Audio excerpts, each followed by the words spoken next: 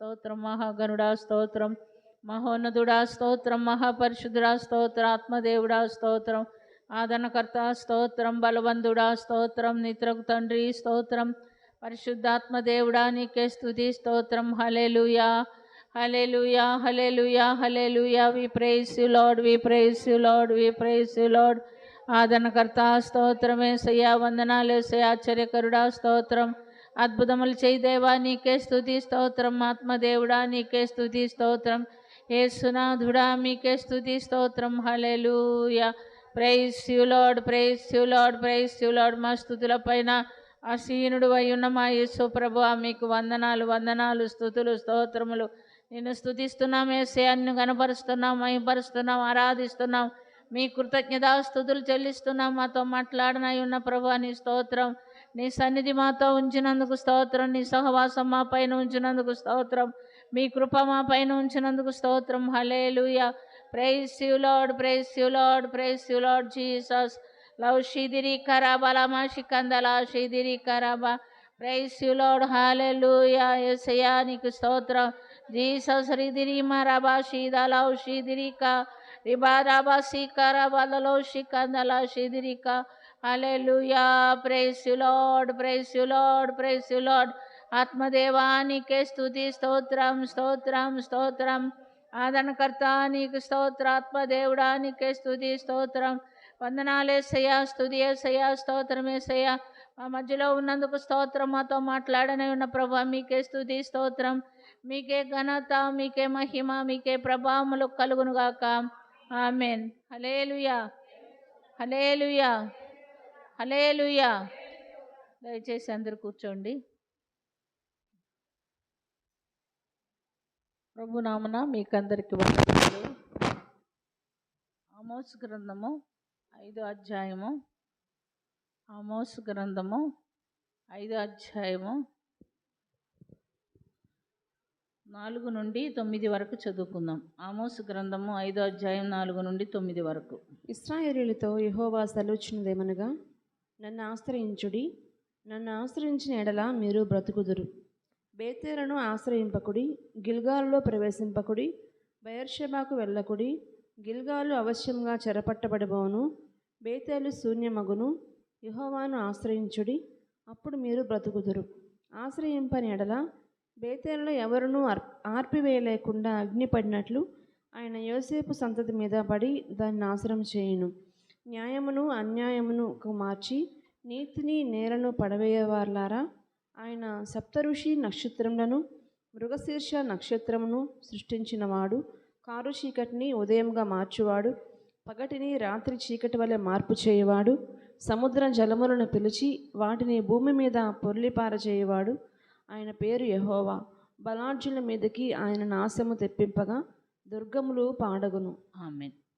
ప్రేమ కలిగిన తండ్రి, కృప కలిగిన ప్రభు యేసురక్షగా మీకు వందనాలు నాయనా, స్తుతి నాయనా, స్తోత్రం తండ్రి.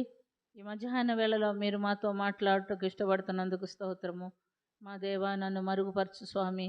మీరు మాట్లాడండి, మీరు హెచ్చరించినప్పుడు, మీరు బుద్ధి చెప్పినప్పుడు మాకు వినగలిగిన చెవులు, గ్రహించుకోగలిగిన హృదయము, వాక్యానుసారమైన జీవితము దయచేయమని అడుగుచున్నాం. మమ్మల్ని సరిచేయండి, పరిశుద్ధపరచండి, మీరు అక్కడ కొరకు సిద్ధపరచండి. నీ రాజ్యమునకు మేము వారసులుగా ఉండినట్లుగా సహాయం చేయమని, దీవించి బలపరచమని, మీరే మాట్లాడమని యేసుక్రీస్తు పుణ్యనామమున మిక్కిలి వినయంతో అడిగి వేడుకొనుచున్నాం తండ్రి. ఆమేన్. హల్లెలూయా. దేవునికి స్తోత్రం. హల్లెలూయా. దేవునికి స్తోత్రం. హల్లెలూయా. దేవునికి స్తోత్రం.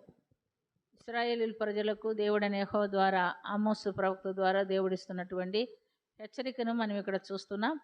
క్రీస్తుకు పూర్వము 700 సంవత్సర కాలంలో ఆమోసు భక్తుడు జీవించి ఉన్నట్టుగా చూస్తున్నాం. ఆమోస్ అనే మాటకు అర్థము భారము మోయువాడు అని అర్థము.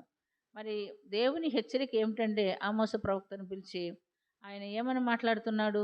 దేవుణ్ణి ఆశ్రయించాలని, దేవుని ఆశ్రయిస్తే మనం బ్రతుకుతామని, మనుషులను కానీ, ఏ ప్రదేశాలను కానీ, ఏ లోకాన్ని కానీ మనం ఆశ్రయించకుండా ఎవరిని ఆశ్రయించాలా? దేవుణ్ణే ఆశ్రయించాలని హెచ్చరిక ఇస్తున్నట్టుగా మనం చూస్తున్నాం. ఆమోసు గ్రంథం 5వ అధ్యాయం 4 నుండి 8 వరకు మరొకసారి చదువుకుందాం. ఇశ్రాయేలీయులతో యెహోవా సెలవిచ్చినదేమనగా, నన్ను ఆశ్రయించుడి, నన్ను ఆశ్రయించిన ఎడల మీరు బ్రతుకుదురు. బేతేలును ఆశ్రయింపకుడి, గిల్గాలులో ప్రవేశింపకుడి, బెయేర్షెబాకు వెళ్ళకుడి. గిల్గాలు అవశ్యముగా చెరపట్టబడిపోవును, బేతేలు శూన్యమగును. యెహోవాను ఆశ్రయించుడి, అప్పుడు మీరు బ్రతుకుదురు. ఆశ్రయింపని ఎడల బేతేల్లో ఎవరునూ ఆర్పివేయలేకుండా అగ్ని పడినట్లు ఆయన యోసేపు సంతతి మీద పడి దాన్ని నాశనం చేయును. న్యాయమును అన్యాయమునకును మార్చి నీతిని నేరను పడవేయవారులారా, ఆయన సప్తఋషియ నక్షత్రములను మృగశీర్ష నక్షత్రమును సృష్టించినవాడు, కారు చీకటిని ఉదయంగా మార్చువాడు, పగటిని రాత్రి చీకటి వలె మార్పు చేయవాడు, సముద్ర జలములను పిలిచి వాటిని భూమి మీద పొర్లిపారజేయవాడు. ఆమేన్. దేవునికి అసాధ్యమైనది ఏం లేదు. సృష్టి యావత్తు ఆయన స్వాధీనంలో ఉన్నదని, మనం ఆయన్ని ఆశ్రయించే ఈ లోకంలో జీవించాలని దేవుడు హెచ్చరికిస్తున్నాడు. అయితే మనం గమనించినప్పుడు ఇశ్రాయేల్ని విగ్రహారాధికులుగా మార్చినటువంటి వాడు ఎవరంటే యరొబాము. ఇశ్రాయేలీయుల రాజు అయినటువంటి యరొబాము వారిని విగ్రహారాధికులుగా మార్చినందుకు దేవుడైన యెహోవా యరొబాముకు హెచ్చరిక ఇస్తున్నట్టుగా మనం చూస్తున్నాం. అదే ఆమోసు గ్రంథం 7వ అధ్యాయం 10 నుండి 17 వరకు చూసుకుందాం. ఆమోసు గ్రంథము 7వ అధ్యాయము 10 నుండి చదువుకుందాం. అప్పుడు బేతేలులోని యాజకుడైన అమజ్య ఇశ్రాయేలు రాజైన యరొబామునకు వర్తమానం పంపి, ఇశ్రాయేలుల మధ్య ఆమోసు నీ మీద కుట్ర చేయుచున్నాడు. యరొబాము ఖడ్గం చేత చచ్చుననియు ఇశ్రాయేలు తమ దేశమును విడిచి చెరలోనికి పోదురనియు ప్రకటించున్నాడు. అతని మాటలు దేశము సహింపజాలదు అని తెలియజేశాను. మరియు అమజ్య ఆమోస్తో ఇట్లనెను, దీర్ఘదర్శి తప్పించుకొని యూదా దేశమునకు పారిపోము, అచ్చటనే భత్యము సంపాదించుకొనుము, అచ్చటనే నీ వార్త ప్రకటించుము. బేతేలు రాజు యొక్క ప్రతిష్ఠిత స్థలము, రాజధాని పట్టణమై ఉన్నందున నీవికను దానిలో నీ వార్త ప్రకటన చేయకూడదు. అందుకు ఆమోసు అమజ్యతో ఇట్లనెను, నేను ప్రవక్తనైనను కాను, ప్రవక్త యొక్క శిష్యుడైనను కాను, కానీ పశుల కాపరినై మేడి పండ్లు ఏరుకొని వాడను. నా మందను నేను కాంచుకొనిచుండగా యెహోవా నన్ను పిలిచి, నీవు పోయి నా జనులకు ఇశ్రాయేలు వారికి ప్రవచనము చెప్పుమని నాతో సెలవిచ్చెను. యెహోవా మాట ఆలకించుము, ఇశ్రాయేలీయులను గూర్చి ప్రవచింపకూడదనియు ఇస్సాకు సంతతి వారిని గూర్చి ఈ మాట జార విడవకూడదనియు నీవు ఆజ్ఞ ఇచ్చుచున్నావే. యెహోవా సెలవిచ్చినదేమనగా, నీ భార్య పట్టణమందు వేశ్యాగును, నీ కుమారులను కుమార్తెలను ఖడ్గం చేత కూలుదురు, నీ భూమి నూలు చేత విభాగింపబడును, నీవు అపవిత్రమైన దేశమందు చత్తువు, అవశ్యముగా ఇశ్రాయేలు తమ దేశం విడిచి చెరకొనబడుదురు. ఆమేన్. ఆమోసు కాలంలో యరొబాము ఇశ్రాయేలీయుల్ని పరిపాలిస్తున్నట్లుగా మనం చూస్తున్నాం. అతడు ఇశ్రాయేలు ప్రజలు విగ్రహారాధికులుగా మార్చబడేదానికి ఆయన మరి దోహదం అయ్యాడు, కారణం అయ్యాడు. కాబట్టి దేవుడు ఎవరిని పంపించాడంటే ఆమోసు ప్రవక్తను పంపించి యరొబాముకు హెచ్చరిక ఇస్తున్నట్టుగా మనం చూస్తున్నాం.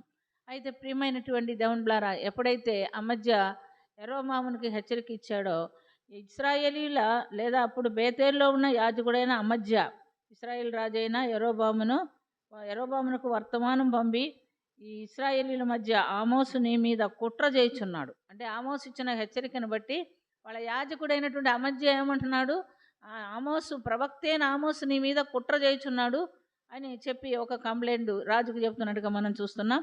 అంత మటుకే కాదు, యరొబాము ఖడ్గము చేత కూలుననియు ఇశ్రాయేలీలు తమ దేశమును విడిచి చెరలోనికి పోవుదుననియు ప్రకటించుచున్నాడు. అతని మాటలు దేశము సహింపజాలదు అని తెలియచేశాను. అంటే ప్రవక్త మాట వాళ్ళకి నచ్చలేదు. ప్రవక్త మాట దేశం కూడా భరించలేకపోతుంది. నీ మీద కుట్ర పన్నుతున్నాడు, నీవు చచ్చిపోతావని చెప్తున్నాడు, ఇశ్రాయేలీలు చెరలోకి పోతారని చెప్తున్నాడు ఈ ప్రవక్త అని అమజ్య ఆనాడైనటువంటి యాజకుడైనటువంటి అమజ్యకి ఎవరి మీద కోపం వచ్చింది? మరి ఆమోసు మీద కోపం వచ్చింది. అందుకని ఏమంటాడంటే, దీర్ఘదర్శి తప్పించుకొని పారిపోము. ఎక్కడికి వెళ్ళిపోవాలంట? యూదా దేశమునకు పారిపోము.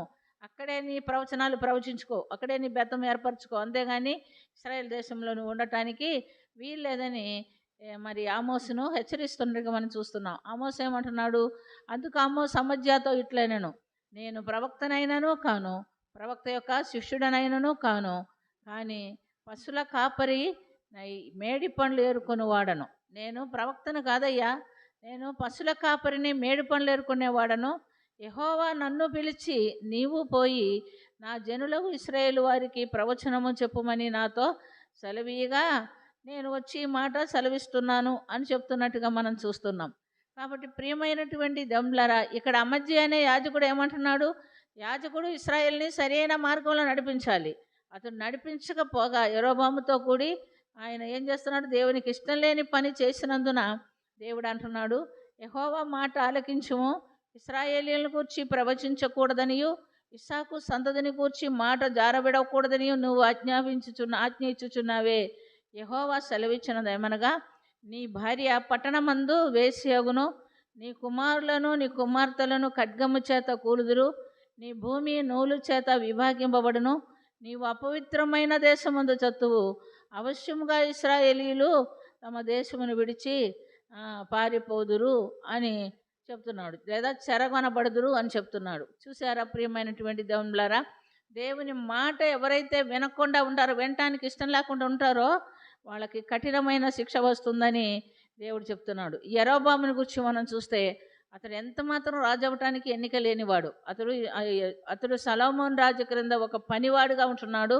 అతన్ని పిలిచి దేవుడు ఇశ్రాయేల్ దేశం అతనికి అప్పగించి ఇశ్రాయేలుకి రాజుగా ఉండటానికి ఏర్పాటు చేసుకున్నాడు. ఒక మాట మనం గమనించినట్లయితే కీర్తనలు 113, 7, 8 వాక్యం చదువుకుందాం. కీర్తనలు 113, 7, 8.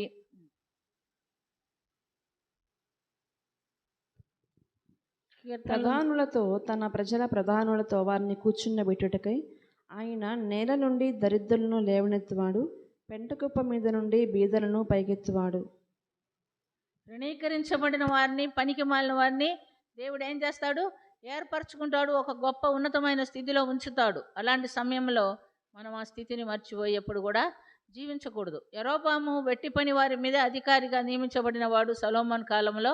అయితే సొలొమోను దేవుణ్ణి విడిచి అన్ని దేవతలకు నమస్కారం చేసినందున దేవుడు కోప్పడి ఆ యొక్క దేశం, ఇశ్రాయేల్ దేశం రెండుగా భాగం చేసేసి 10 గోత్రాలు యెరోబాముకి ఇచ్చాడు, 2 గోత్రాలు రెహబాముకి ఇచ్చాడు. సొలొమోను కుమారుడైనటువంటి రెహబాముకి ఇచ్చినట్లుగా మనం చూస్తున్నాం.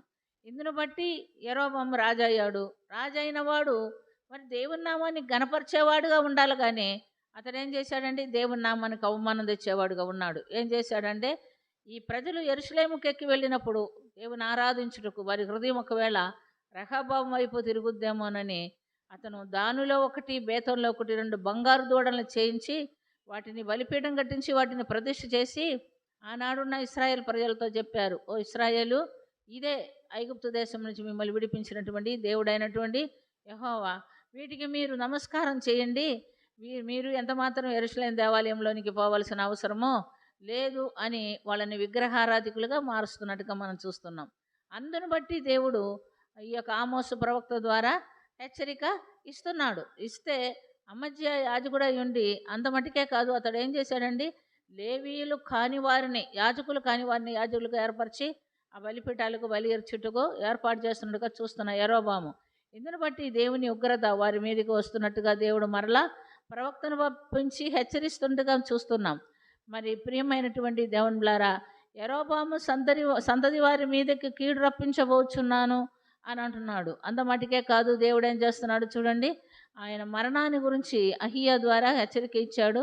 ఏమిటంటే, మనం రుజువు చూస్తే 1 రాజుల గ్రంథము 14 అధ్యాయం 7 నుండి 11 వరకు చదువుకుందాం. 1 రాజుల గ్రంథము 14 అధ్యాయము 7 నుండి 11 వరకు.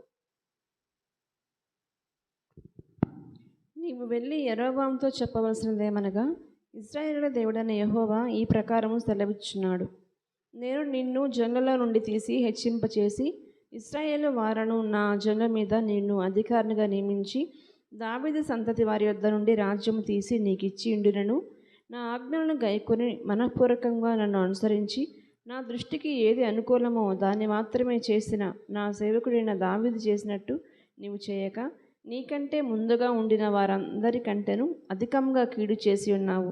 నన్ను బొత్తిగా విసర్జించి ఇతర దేవతలను, పోత విగ్రహములను పెట్టుకొని నాకు కోపం పుట్టించున్నావు. కాబట్టి యెరోబాము సంతతి వారి మీదకి నేను కీడు రప్పించుచు ఇశ్రాయేలు వారిలో అల్పులు గాను ఘనులు గాని లేకుండా మగవారినందరినీ యెరోబాము వంశం నుండి నిర్మూలం చేసి పెంట అంతయు పోవునట్లుగా ఒకడు అవతలకు దాన్ని ఊడ్చివేసినట్లు యెరోబాము సంతతిలో శేషించిన వారిని నేను ఊడ్చివేయుదును. పట్టణమందు యెరోబాము సంబంధులలో మరణమగు వారిని కుక్కలు తినును, బయట భూమిలో మరణమగు వారిని ఆకాశ పక్షులు తినును. యెహోవా మాట ఇచ్చి ఉన్నాడు. ఆమేన్. కాబట్టి ఇక్కడ దేవుడు యెరోబాముకు ముందుగానే హెచ్చరికిస్తున్నాడు. ఏమని? నువ్వు నా మాట వినలేదు, నా కట్టడలు అనుసరించలేదు, నా వాక్యానుసారమైన జీవితం జీవించలేదు, కాబట్టి నీకును నీ బిడ్డలకు మరణం సంభవించును అని సెలవిచ్చినప్పటికీ యరొబాము తను తాను సరిచేసుకోలేకపోయాడండి. అదే మొదటి రాజుల గ్రంథం 14:20 యరొబాము మరణాన్ని గురించి మనం గమనిస్తున్నాం. మొదటి రాజుల గ్రంథము 14:20. యెరోబాము ఏలిన దినములు 22 సంవత్సరములు. అతడు తన పితరులతో కూడా నిద్రించగా అతనికి మారుగా అతని కుమారుడైన నాదాబు రాజాయను. ఆమేన్. కాబట్టి దేవుడు ఈ 22 సంవత్సరాలు ఆయనకి పరిపాలన కాలం ఇచ్చినప్పటికీ అతనికి మారు మనసు కలిగినట్టు కానీ అతడు ఇశ్రాయేలుని సరైన త్రోవలో నడిపించినట్టు కానీ మనకు కనబడలేదు. కనుకనే దేవుడు అతనికి మరణప్రాప్తి ఇచ్చాడు. అతని కుమారుడు ఏమయ్యాడు? రాజుగా మార్చబడినట్టుగా మనం చూస్తున్నాం. తర్వాత ప్రవచన వాక్కు నెరవేర్పు మనం చూస్తే మొదటి రాజుల గ్రంథం 15:28 నుండి 30 వరకు కూడా చదువుకుందాం. మొదటి రాజుల గ్రంథం 15:28 నుండి 30 వరకు. రాజైన ఆసా చదువు. ఏలుబడిలో 3వ సంవత్సరమందు బయేషా అతన్ని చంపి అతనికి మారుగా రాజాయను. తాను రాజు కాగానే ఇతడు యరొబాము సంతతి వారిని అందరినీ హతము చేశాను. ఎవనివైనా యరొబామునకు సజీవునిగా ఉండనీయక అందరినీ నాశింపచేశాను.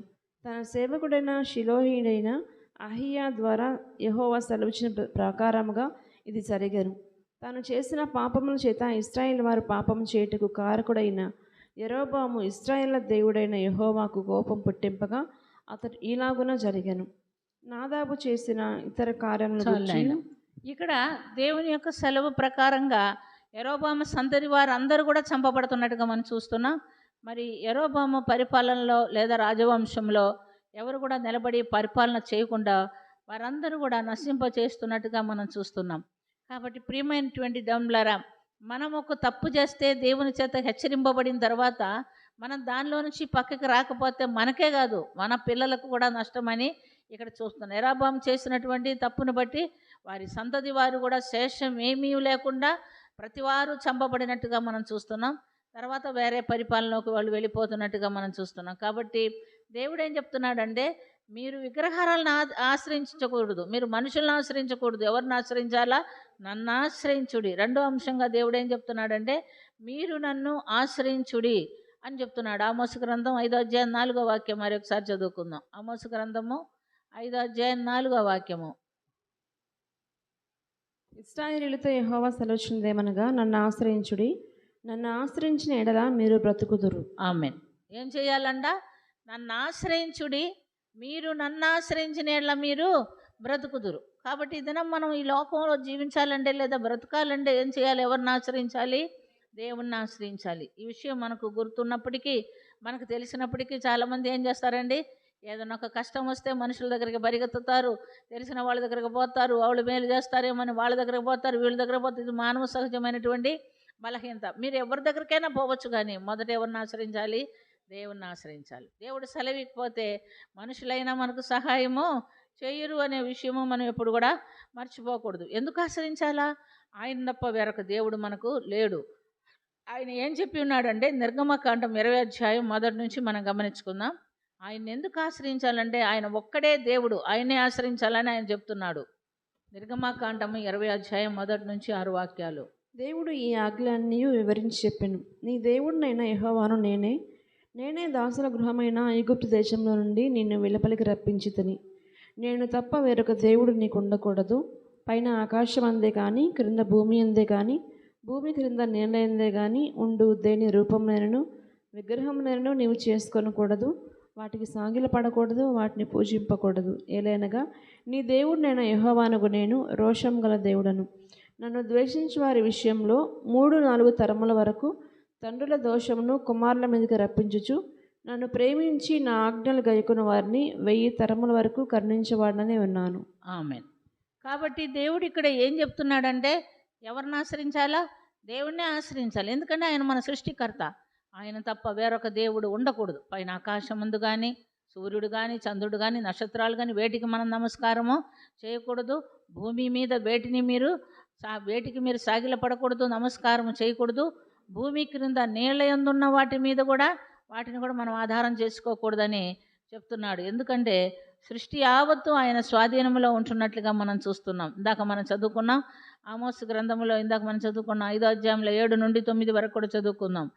సృష్టి యావత్తు దేవుని స్వాధీనంలో ఉన్నదని మనం గమనిస్తున్నాం. ఆమోసు గ్రంథము 5వ అధ్యాయము 7 నుండి 9 వరకు. న్యాయమును అన్యాయమునకు మార్చి నీతిని నేలను పడవేయవారులారా, ఆయన సప్తఋషి నక్షత్రములను మృగశీర్ష నక్షత్రమును సృష్టించినవాడు, కారు చీకటిని ఉదయముగా మార్చువాడు, పగటిని రాత్రి చీకటి వలె మార్పు చేయవాడు, సముద్ర జలములను పిలిచి వాటిని భూమి మీద పొర్లిపారచేయవాడు. ఆయన పేరు యెహోవా. బలాఢ్యుల మీదకి ఆయన నాశనము తెప్పింపగా దుర్గములు పాడగును. ఆమేన్. కాబట్టి సూర్య చంద్ర నక్షత్రములకు సృష్టికర్త ఆయనే.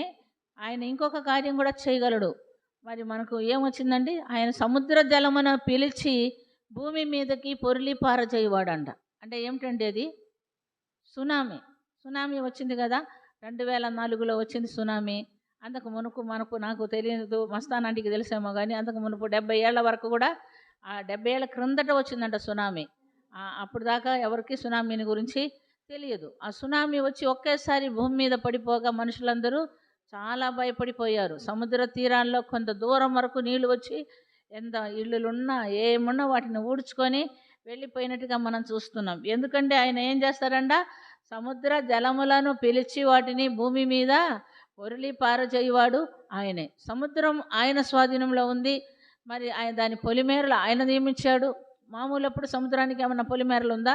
ఏం లేదు. ఆ ఇసుక తెన్నులే దేవుడు సముద్రానికి ఆజ్ఞాపించాడు, నువ్వు అది దాటి యువతలకు రాకూడదు, నా ప్రజలైనటువంటి మనుషుల మీదకి నువ్వు పోకూడదు, వాళ్ళు నివసించే ప్రదేశాలకు నువ్వు పోకూడదని సెలవిచ్చాడు. కాబట్టి ఎంత తుఫాను రాని, ఎంత వర్షాకాలం రాని, సముద్రం దాన్ని పొలిమేర దాటి రాకుండా అక్కడే ఉంటుంది. ఎందుకంటే దేవుడు సెలవిచ్చాడు. అయితే దేవునికి కోపం వస్తే ఆయన ఏం చేస్తాడు? దాన్ని పిలిచి భూమి మీద పొర్లిపారమని చెప్తాడంట. కాబట్టి సృష్టికర్త అయినటువంటి దేవుడిని మనం మర్చిపోయి మనం జీవించకూడదు. ఆయన పేరు యెహోవా.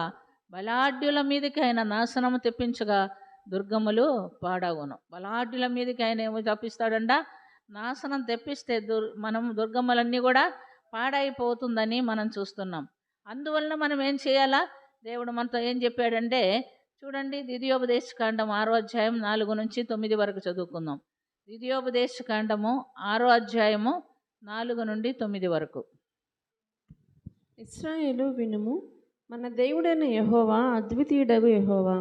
నీ పూర్ణ హృదయముతోనూ నీ పూర్ణ ఆత్మతోనూ నీ పూర్ణ శక్తితోనూ నీ దేవుడైన యెహోవాను ప్రేమింపవలను. నేడు నేను నీకు ఆజ్ఞాపించు ఈ మాటలు నీ హృదయంలో ఉండవలను. నీవు నీ కుమారులకు వాటిని అభ్యసింపచేసి నీ ఇంట కూర్చుండినప్పుడును, త్రోవలు నడిచినప్పుడును, పండుకున్నప్పుడును, లేచినప్పుడును వాటిని గురించి మాట్లాడవలను. సూచనగా వాటిని నీ చేతికి కట్టుకొనవలను. అవి నీ కన్నుల నడుమ భాస్కం వలె ఉండవలను. నీ ఇంటి ద్వారబంధముల మీదను నీ గౌనుల మీదను వాటిని వ్రాయవలెను. చూడండి, ప్రతి గడియ ప్రతి నిమిషము ఎవరిని గురించి ధ్యానం చేసుకోవాలా? దేవుని గురించి ధ్యానం చేసుకోవాలి. ఇశ్రాయేలు వినుము, మన దేవుడని యెహోవా అద్వితీయుడని యెహోవా.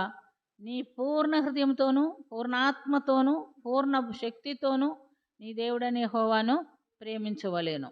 నేడు నేను నీకు ఆజ్ఞాపించు ఈ మాటలు నీ హృదయంలో ఉండవలేను. నీవు నీ కుమారులకు వాటిని అభ్యసింపచేసి నీ ఇంట కూర్చుండినప్పుడు, త్రోవను నడిచినప్పుడును, పండుకున్నప్పుడును ఏం చేయాలంట? లేచినప్పుడును వాటిని గురించి మాట్లాడుకొనవలెను. సూచనగా వాటిని నీ చేతికి కట్టుకొనవలెను. అంటే ఒక్క గడియ కూడా మనం దేవుని మాట మర్చిపోయి జీవించడానికి వీల్లేదు. ఎండ కూర్చున్నప్పుడు, త్రోవ నడిచినప్పుడు, పండుకున్నప్పుడు, లేచినప్పుడు ఎవరిని గురించి మాట్లాడుకోవాలా? మన దేవుని గురించి మాట్లాడుకోవాలా, ఆయన గణపరచాలా. అంత మట్టుకే కాదు, ఏం చేయాలంట? మనం మన కుమారులకు కుమార్తెలకు వాటిని అభ్యసింప చేయాలంట. మనం అనుకుంటే మాత్రం చాలదు, ఎవరికి నేర్పించాలి? మన పిల్లలకు కూడా నేర్పించడము బాధ్యత అయి ఉన్నది అని చెప్తున్నాడు. మీ చేతికి వాటిని కట్టుకొనవలేమంటే వాక్యం రాసుకొని కట్టుకోమని కాదు, మన ప్రవర్తన, మన చేతితో చేసే ప్రతి పని వాక్యానికి అంగీకారంగా, దేవునికి అంగీకారంగా ఉండేటివిగా ఉండాలి అని అంటున్నాడు. అంత మటుకే కాదు, నువ్వు ఏం చేయాలా? వాటి చేత కట్టుకోనవి నీ కన్నుల నడుమున వార్షికం వలె ఉండవలేను. నీ ఇండ ద్వారవంతుల మీదను నీ గౌనుల మీదను వాటిని వ్రాయవలేను. నువ్వు ఎట్టు చూసినా నీకు వాక్యం కనపడాలి, నిన్నే గద్దించినట్టుగా ఉండాలి, నీకు బుద్ధి చెప్పినట్టుగా ఉండాలి, నిన్ను ఆశీర్వదించినట్టుగా ఉండాలి. చాలామంది ఆశీర్వాదకరమైన వాగ్దానాలు తీసుకొచ్చి గోడలకు తగిలించుకొని చదువుకొని ఆనందిస్తూ ఉంటారు. వాళ్ళు ఇష్టానుసారంగా జీవిస్తూ గోడల మీద వాక్యాలు రాస్తే దేవుడు దిగి వస్తాడా? రాడండి. దేవుడు ఎక్కడ ఉండాలా? మన హృదయంలో ఉండాలి. పూర్ణ హృదయంతో, పూర్ణాత్మతో, పూర్ణ బలముతో పూర్ణ వివేకంతో మన దేవుడనే యెహోవాను ప్రేమించమని దేవుడు ఇక్కడ హెచ్చరికిస్తున్నట్లుగా మనం చూస్తున్నాం. కాబట్టి ప్రియమైనటువంటి దేవుని బిడ్డలారా, ఆయన ఏమంటాడంటే మీరు హృదయపూర్వకంగా నన్ను ప్రేమిస్తే, లేకపోతే ఏం చేస్తాడంటే ఆయన ఏమంటున్నాడు, నేను రోషం గల దేవుడను అంటున్నాడు. అదే ద్వితీయోపదేశ కాండము 4వ అధ్యాయం 23-24 వాక్యం కూడా చదువుకుందాం. ద్వితీయోపదేశ కాండము 4వ అధ్యాయము 23-24 వాక్యము.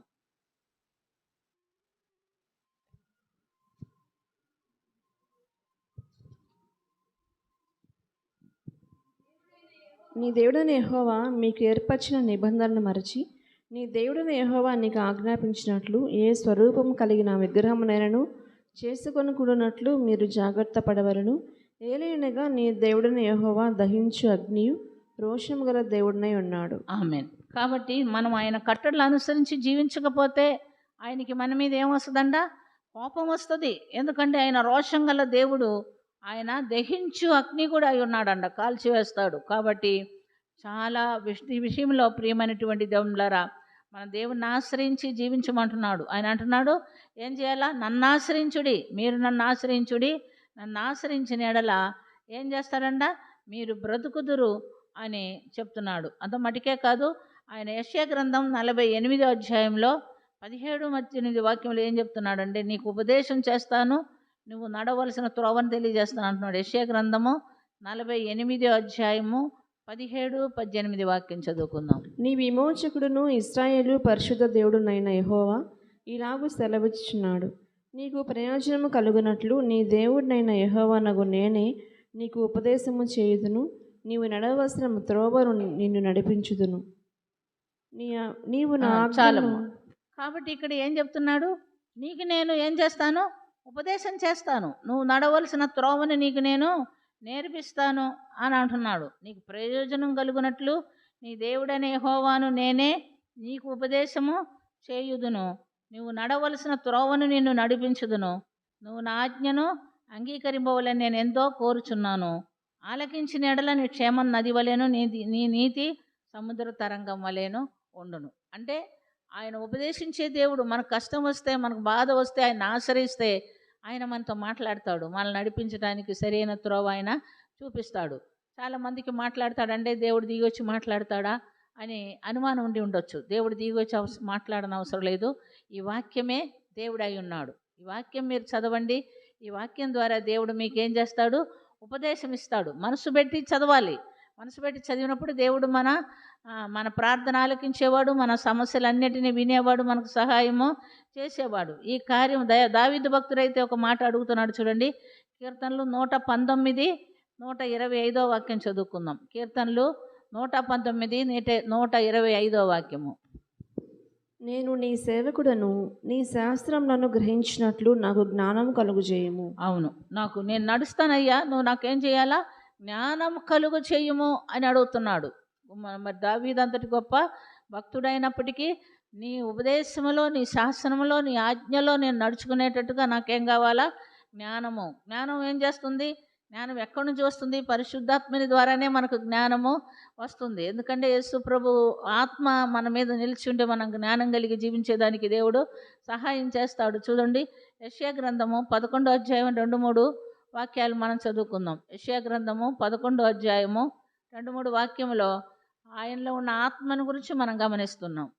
యెహోవా ఆత్మ జ్ఞాన వివేకములకు ఆధారముగు ఆత్మ, ఆలోచన బలములకు ఆధారముగు ఆత్మ, తెలివిని యెహోవా ఎడల భయభక్తులను పుట్టించే ఆత్మ అతని మీద నిలుచును. కాబట్టి ఇక్కడ ప్రియమైనటువంటి దేవునిలారా, దేవుణ్ణి మనం అడిగినప్పుడు దేవుడు ఏమిస్తాడు? మనకు దేవుని యొక్క ఆత్మను మనకిచ్చి జ్ఞానం కలిగి ఈ లోకంలో జీవించడానికి సహాయం చేస్తాడు. ఆత్మ ఎలాంటి వాడంటే యెహోవా ఆత్మ జ్ఞాన వివేకములకు ఆధారమగు ఆత్మ, ఆలోచన ఫలములకు ఆధారమగు ఆత్మ, తెలివిని యెహోవా ఎడల భయభక్తులు పుట్టించు ఆత్మ అతని మీద నిలుచును. యెహోవా భయం అతనికి ఇంపైన సువాసనగా ఉండును. ఎన్ని గొప్ప కార్యాలు చేసినా, ఎన్ని అద్భుతాలు చేసినా, భూమి మీదకి వచ్చి ఆయన ఎంత పరిచయం చేసినా ఎవరు ఎందు భయభక్తులు కలిగి ఉన్నాడు? తండ్రి ఎందు భయభక్తులు కలిగి ఉన్నాడు. ఈ దినాల్లో కొంచెం హెచ్చింపు మనకు దొరికితే చాలు, కొంచెం ఆత్మీయంగా మేము బలపడ్డామని అనిపిస్తే మనుషులు వాళ్ళే రాజులు అయిపోతారు, వాళ్ళే దేవుడు అయిపోతారు, వాళ్ళే సమస్తం అయిపోతారు. ఎందుకు? తగ్గించుకునే స్వభావం ఉండదు. నేను ఓర్చుకోలేకపోతున్నానండి, నేను తగ్గించుకోలేకపోతున్నానండి అంటే నీ దగ్గర ఉండేది దేవుని ఆత్మ, నీ దగ్గర ఉండేది దేవుని ఆత్మ కాదు, నీ దగ్గర ఉండేది లూసిఫర్ ఆత్మ. అది గుర్తుపెట్టుకోండి. మీలో ఓర్పు సహనము ఆత్మఫలము లేకపోతే ఉండేది ఎవరి ఆత్మ? సాతానాత్మ. ఎవరాత్మ కూడా పనిచేస్తుందా? ఖచ్చితంగా ఎవరాత్మ కూడా పనిచేస్తుంది. వెలుగుదూత ఆత్మ ఉంది కదా, భాషలో కూడా మాట్లాడుతుంది వెలుగుదూత కూడా. భాషలో మాట్లాడంగానే మేము పరిశుద్ధులం అయిపోయామని అనుకోవద్దు. మీరు పరిశుద్ధాత్మ చేత నడిపించబడేవారైతే ఆత్మఫలము కలిగి ఉంటారు. ఆత్మఫలం ఏమిటి? ప్రేమ, సంతోషము, సమాధానము, దీర్ఘశాంతము, దయాళత్వము, మంచితనము, విశ్వాసము, ఆశానిగ్రహము, సాత్వికము. ఇవి మనలో నిలిచి ఉండే పరిశుద్ధాత్ముడు మన మీద ఉన్నట్టుగా మనం గుర్తుంచుకోవాలి. కాబట్టి ఇవన్నీ కలిగినటువంటి ఈ ఆత్మను దేవుడు మనకిస్తే మనకు జ్ఞానం వస్తుంది, దేవునికి లోబడి జీవించడానికి సహాయము చేస్తాడు. అందుకని యేసు ప్రభు ఈ లోకంలో ఉన్నప్పుడే మనకు ఒక వాగ్దానం ఇచ్చాడు, ఒక ప్రామిస్ చేశాడు. ఏమిటంటే యోహాను సువార్త 14 నుండి 20 వరకు చూసుకుందాం. యోహాను సువార్త 14 నుండి 20 వరకు.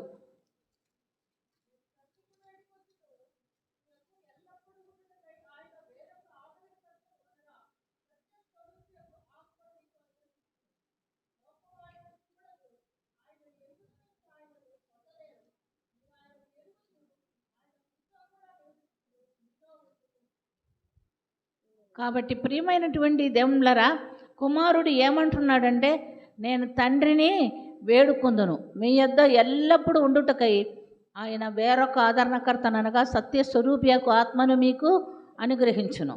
లోకము ఆయన్ని చూడదు, ఆయన్ని ఎరుగదు కనుక ఆయన్ని పొందనేరదు. మీరు ఆయన్ను ఎరుగుదురు, ఆయన మీతో కూడా నివసించును, మీలో ఉండును, మిమ్మల్ని అనాథులుగా విడువను, మీ యొద్దకు వత్తును. కొంతకాలమైన తర్వాత లోకం నన్ను మరి ఎన్నడూ చూడదు, అయితే మీరు నన్ను చూతురు. నేను జీవించుచున్నాను గనుక మీరును జీవింతురు. నేను నా తండ్రి యొద్దను, మీరు నా యందును, నేను మీ యందును ఉన్నామని ఆ దినమున మీరు ఎరుగుదురు. తండ్రితో ఒక కనెక్షను, యేసు ప్రభుతో మనకు బంధుత్వం ఎవరి ద్వారా కలుగుతుంది? పరిశుద్ధాత్మని ద్వారా వస్తుంది. నేను తండ్రిని అడుగుతాను, మిమ్మల్ని నేను అనాథులుగా విడవను, మీ యొద్ద ఎల్లప్పుడూ ఉండుటకు వేరొక ఆదరణకర్తను పంపిస్తాను. ఆయన వచ్చి ఆయనలో నేనును నాలో మీరును కలిసి ఉండులాగున ఈ బంధుత్వాన్ని ఏర్పాటు చేస్తానని ప్రభు చెప్పినట్లుగా మనం చూస్తున్నాం. కాబట్టి ఆ యొక్క వాగ్దాన నెరవేర్పు ఆది అపోస్తుల కాలంలో వారు పొందుకుంటున్నట్లుగా మనం చూస్తున్నాం. అది ఎక్కడ మనం గమనించినట్లయితే అపోస్తుల కార్యం 2వ అధ్యాయము, అపోస్తుల కార్యములు 2వ అధ్యాయము 1 నుంచి 4 వాక్యాలు మనం చదువుకుందాం. పెంతెకొస్తు పండగ దినము వచ్చినప్పుడు అందరూ ఒకచోట కూడి ఉండిరి. అప్పుడు వేగంగా వీచు బలమైన గాలి వంటి ఒక శబ్దము, ఒక ధ్వని ఆకాశం నుండి అకస్మాత్తుగా వారు కూర్చుండిన్న ఇల్లంతై నిండెను. మరియు అగ్నిజ్వాల వంటి నాలుకలు విభాగింపబడినట్టుగా వారు కనబడి వారిలో ఒక్కొక్కరి మీద వ్రాలగా అందరూ పరిశుద్ధాత్మతో నిండిన వారై ఆ ఆత్మ వారికి వాక్శక్తి అనుగ్రహించిన కొలది అన్య భాషలతో మాట్లాడసాగరి. ఆమెన్. ప్రియమైనటువంటి దేవుని బిలారా, ప్రభు పరమునకు కొనిపోబడ మునుపు ఏమన్నాడంటే, నా తండ్రి వలన వినిన వాగ్దానం కొరకు కనిపెట్టుడి, మీరు శక్తి పొందిన తర్వాత మీరు భూదిగంధముల వరకు నాకు సాక్షులై ఉండారని సెలవిచ్చినందున వారు యేసు ప్రభు పునరుత్థానుడైన తర్వాత మేడగదిలోనికి వెళ్ళి దాదాపు 120 మంది ఏక మనస్సుతో ఎడదగక 10 దినాలు ప్రార్థన చేస్తే ఆ 10వ దినం పెంతెకొస్తు పండుగ దినమున పరిశుద్ధాత్ముడు వారి మీదకి దిగి వచ్చినట్లుగా మనం చూస్తున్నాం. ఆ ఆత్మ దిగి వచ్చి వారితో వాడికి ఇచ్చిన శక్తిని బట్టి చూడండి, మరియు అగ్ని జ్వాలల వంటి నాలుకలను విభాగింపబడినట్టుగా వారికి కనబడి వారిలో ఒక్కొక్కరి మీద వ్రాయలుగా అందరూ పరిశుద్ధాత్మతో నిండుకొని వారై ఆత్మ వారికి వాక్శక్తి అనుగ్రహించగలిగి వాళ్ళు మాట్లాడారు. కాబట్టి ఎప్పుడైతే ఈ శక్తిని పొందుకున్నారో విద్య లేని పామరులైనటువంటి శిష్యులందరూ కూడా ఏమయ్యారు? గొప్ప జ్ఞానం కలిగిన వారిగా మార్చబడ్డారు. చేపలు పట్టేటటువంటి పేతురు ఏమయ్యాడంట? ఒక్కసారి ప్రసంగం చేస్తే ఆయన ప్రసంగం చేసిన ప్రసంగం విన్న తర్వాత 3000 మంది మారు మనసు పొంది బాప్టిసం తీసుకుంటున్నట్టుగా మనము చూస్తున్నాం. కాబట్టి ఇందులో ఎవరు వాక్యం చెప్పినా అది ఆత్మదేవుడు మాట్లాడితే మన హృదయాలు తాకుతుంది. ఇప్పుడు నేను చెప్పినా నాదేం లేదు, నాకేమి ట్రైనింగ్ లేదు, నేనేం నేను ఆయన అడుగుతా, ప్రభువా నన్ను మరుగుపరుచుకో, నన్ను చాటు చేసుకో, నువ్వు మాట్లాడు ప్రభువా, నువ్వు మాట్లాడితే మేమందరం వింటాము, మాకు తెలుసుకునే జ్ఞానం ఉంటుందని అడిగినప్పుడు మనల్ని మరుగు చేసుకొని ఆయన మాట్లాడతాడు. ఆయన మాట్లాడినప్పుడు మనకు వినగలిగిన చెవులు, గ్రహించుకోగలిగిన హృదయం కూడా దేవుడే ఇస్తాడని మనం ఇక్కడ చూస్తున్నాం. కాబట్టి ప్రియమైనటువంటి దేవులారా, ఆయన మనకు నేర్పించినటువంటి ఆ 2 ఆజ్ఞలు, మార్కు సువార్త చూడండి, మనకు అందరికీ తెలిసిన ఆజ్ఞలే. మార్కు సువార్త 12వ అధ్యాయము, మార్కు సువార్త 12వ అధ్యాయం 29 నుండి 31 వరకు చూసుకుందాం. అందుకు యేసు ప్రధానమైనది ఏదనగా, ఓ ఇశ్రాయేలు వినుము, మన దేవుడనే ప్రభువు, అద్వితీయ ప్రభువు. నీవు నీ పూర్ణ హృదయముతోనూ, నీ పూర్ణ ఆత్మతోనూ, నీ పూర్ణ వివేకముతోనూ, నీ పూర్ణ బలముతోనూ నీ దేవుడైన ప్రభువును ప్రేమింపవలె అనున్నది ప్రధానమైన ఆజ్ఞ. రెండవది, నీవు నిన్ను వలె నీ పొరుగు వారిని ప్రేమింపవలె అనున్నది రెండవ ఆజ్ఞ. వీటికంటే ముఖ్యమైన ఆజ్ఞ మరి ఏదీ లేదని అతనితో చెప్పాను. ఆమేన్. కనుక మన ఈ భక్తి జీవితం ముందుకు కొనసాగించాలంటే, కడ వరకు మనం నమ్మకంగా ఉండాలంటే ఈ 2 ఆజ్ఞలను అనుసరించి జీవించాలి. పూర్ణాత్మతో, పూర్ణ బలంతో, పూర్ణ వివేకంతో నీ దేవుడైన యెహోవాను ప్రేమించుట అనున్నదే ప్రధానమైన ఆజ్ఞ. రెండవది, నిన్ను వలె నీ పొరుగు వారిని ప్రేమించుట. వీటికంటే ముఖ్యమైన ఆజ్ఞ మరి ఏదీ లేదు అని ప్రభు కూడా మనకు నేర్పించినట్లుగా మనం చూస్తున్నాం.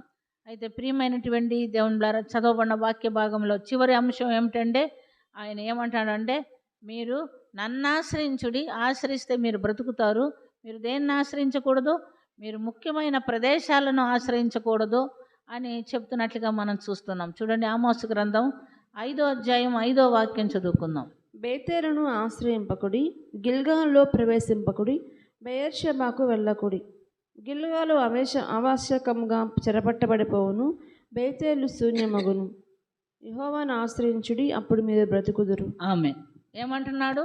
మీరు యెహోవాను ఆశ్రయించుడి, దేవుణ్ణి ఆశ్రయించుడి, ఆయన ఆజ్ఞలను, ఆయన కట్టడలను అనుసరించి జీవించాలి. ఇక్కడ కొన్ని ఊర్ల పేర్లు చెప్తున్నాడు. ఏమంటున్నాడంటే, నన్ను ఆశ్రయించిన యెడల మీరు బ్రతుకుదురు, బేతేలును ఆశ్రయించకుడి. ఇశ్రాయేల్ జనాంగము బేతేలుకు ఒక ప్రాధాన్యత ఇచ్చి ఆ ప్రదేశానికి వెళ్ళేవారు. ఏమిటంటే, యెరోబాము కాలంలో బేతేలుకు ఉన్న ప్రాధాన్యత ఏమిటి? బేతేలులో ఆయన ఏం చేశాడు? బంగారు దూడని పెట్టించి బలిపీఠం కట్టించి అక్కడ బలులు అర్పించేవారు. అందుకని బేతేలుకి ఇంకా కొన్ని ఇంపార్టెన్స్ కూడా ఉంది. అది ఏమిటంటే, మనం చూస్తే ప్రియమైనటువంటి దేవులారా, ఆదికాండం 28వ అధ్యాయము 20వ వాక్యంలో మనం చూస్తే యాకోబు కలగనినటువంటి స్థలము. ఆదికాండము 28వ అధ్యాయము 20వ వాక్యము. అప్పుడు యాకోబు, నేను తిరిగి నా తండ్రి ఇంటికి క్షేమంగా వచ్చినట్లు దేవుడు నాకు తోడై ఉండి, నేను వెళ్ళుచున్న ఈ మార్గంలో నన్ను కాపాడి, తినుటకు ఆహారమును, ధరించుకొనుటకు వస్త్రములను నాకు దయచేసిన ఎడల యెహోవా నాకు దేవుడై ఉండును. మరియు స్తంభంగా నేను నిలిపిన ఈ రాయి దేవుని మందిరమగును. మరియు నీవు నాకు ఇచ్చు యావత్తులో 10వ వంతు నిశ్చయంగా నీకు చెల్లించుదనని మొక్కుకొనెను. ఆమేన్. యాకోబుకు దేవుడు అంటే తెలియదు, కానీ ఆనాడు తన తండ్రి ఎద్దు నుంచి పారిపోయినటువంటి సమయంలో రాత్రి అక్కడ పొద్దుపోయిన తర్వాత ఒక రాయిని తలగడ చేసుకొని పండుకున్నాడు. పండుకున్న తర్వాత రాత్రి అతడు ఒక కలగన్నాడు. ఆ ప్రదేశమునకు ఆకాశము నుంచి ఒక నిచ్చెన వేసి ఉండే, దేవదూతలు ఎక్కుటయో దిగుటయో, పైన ప్రభు నిలబడిటయో యాకోబు చూచాడు. నిశ్చయముగా దేవుని స్థలమేనని తీర్మానం తీసుకొని ఆ రాతిని నిలబెట్టి దాని మీద మరి ఆయిల్ వేసి ఆయన ఏం చేస్తున్నాడు? దేవుని ఆరాధిస్తున్నాడు. ఆరాధించుకోవటం మాత్రం కాదు, కొన్ని ఒప్పందాలు చేసుకుంటున్నాడు. ఏమిటంటే, తన చేతి కర్రతో మాత్రమే పోతున్నాడు. నాకు తినటానికి ఆహారము, కట్టుకోవటానికి బట్టలు, నాకు క్షేమం కలుగు చేసి, నేను తిరిగి క్షేమంగా ఇక్కడికి వచ్చి దేవునికి ఏం చేస్తాను? క్షేమంగా వచ్చినప్పుడు క్షేమంగా రావటం మాత్రం కాదు, నాకు కలిగి ఉన్న వాటిల్లో అన్నిటిలో 10వ భాగము దేవుడికి ఇచ్చేస్తానని దేవుని దగ్గర ఒప్పందం చేసుకొని అక్కడ నుంచి పోతున్నట్టుగా మనం చూస్తున్నాం. అక్కడ నుంచి మళ్ళీ వాడు తిరిగి వచ్చేటప్పుడు కూడా దేవుడు బేతేలుకి వెళ్ళి బలిపీఠం కట్టించి బలి ఇవ్వమని చెప్తున్నాడు. ఆదికాండము 35వ అధ్యాయం మొదటి 3 వాక్యాలు. ఆదికాండము 35 మొదటి 3 వాక్యాలు. దేవుడు యాకోబుతో, నీవు లేచి బేతేలునకు వెళ్ళి అక్కడ నివసించి, నీ సహోదరుని ఏశావు ఎదుటి నుండి నీవు పారిపోయినప్పుడు నీకు కనబడిన దేవునికి అక్కడ బలిపీఠమును కట్టుమని చెప్పగా, యాకోబు తన ఇంటి వారితోనూ తన యొద్ద ఉన్న వారందరితోనూ, మీ యొద్దనున్న అన్య దేవతలను పారవేసి మిమ్మును మీరు శుచిపరచుకొని మీ వస్త్రములను మార్చుకొనుడి. మనము లేచి బేతేలునకు వెళ్ళుదము. నా శ్రమదినమున నాకు ఉత్తరమిచ్చి నేను వెళ్ళిన మార్గం నాకు తోడై ఉండిన దేవునికి బలిపీఠమును అక్కడ కట్టెదనని చెప్పాను. కాబట్టి ఇక్కడ చూడండి, తాను లాబాను దగ్గర నుంచి క్షేమంగా తన భార్యలతో పిల్లలతో తిరిగి వస్తున్నాడు. తిరిగి వచ్చేటటువంటి సమయంలో దేవుడు ఎవరికి గుర్తు చేపిస్తున్నాడు? మరి యాకోబుకు గుర్తు చేపించి, నువ్వు లేచి ఎక్కడికి వెళ్ళాలా, బేతేలుకి వెళ్ళి నువ్వు బయలుదేరి వచ్చినప్పుడు నువ్వు దేవునితో చేసిన ఒప్పందం గుర్తుపెట్టుకొని అక్కడ ఏం చేయాలా, నాకు బలి అర్పించమని, బలిపీఠం కట్టించమని చెప్పాను. మరి యాకోబు తన ఎండి వారితోనూ తన యొద్ద ఉన్న వారందరితోనూ మీ యొద్దనున్న అన్య దేవతలను పారవేసి, అంటే యాకోబు ఒక్కడే దేవుడిని ఎరిగినవాడు, మిగతా వాళ్ళందరూ ఎవరండి, అన్యులే. ఎందుకంటే లాబాను ఇంట్లో నుంచి రాహేలు బొమ్మలను కూడా దొంగతనంగా తెచ్చుకుంటున్నట్టుగా మనం చూస్తున్నాం.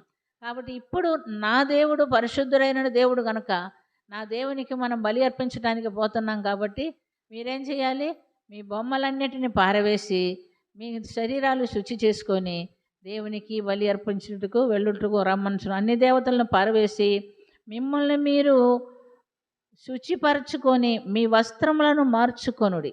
అంటే దేవుని సన్నిధికి వెళ్ళే ముందు చాలామందికి ఉంది కదా, చాలామంది నిజంగా అది అవసరమే. మనం మంచిగా శుభ్రంగా స్నానం చేసుకొని మంచి బట్టలు వేసుకొని దేవుని సన్నిధికి వస్తాము. వచ్చేటప్పుడు ఆయన అంటున్నాడు, మీరు అలా చేయండి. ఎందుకంటే పరిశుద్ధుడైన దేవుడు, ఆయన సన్నిధికి వెళ్ళేటప్పుడు మనం ఎలా కనపడాలా, శుభ్రంగా కనపడాలా. ఆ రోజు వాళ్ళకి ఆ ఆత్మ సంబంధమైన శుచిని గురించి తెలియదు, కానీ శరీర సంబంధమైన శుచిని గురించి చెప్తున్నాడు. ఈనాడు మనకు ఆత్మ సంబంధమైన శుచి అవసరమై ఉన్నది. కేవలం మీరు స్నానాలు చేసుకొని కొత్త బట్టలు కట్టుకొని వస్తే చాలదు. మీ హృదయం సరిగా ఉందా లేదా అనేది దేవుని సన్నిధిలో గమనించుకోవాలి. నువ్వు ఆలయానికి వెళ్ళేటప్పుడు చాలా జాగ్రత్తగా చూసుకోమన్నాడు. ఎందుకంటే దేవుడు ఏం చూస్తాడంట, నీ మాటలు కాదు వినేది, నీ హృదయాన్ని చూస్తాడు.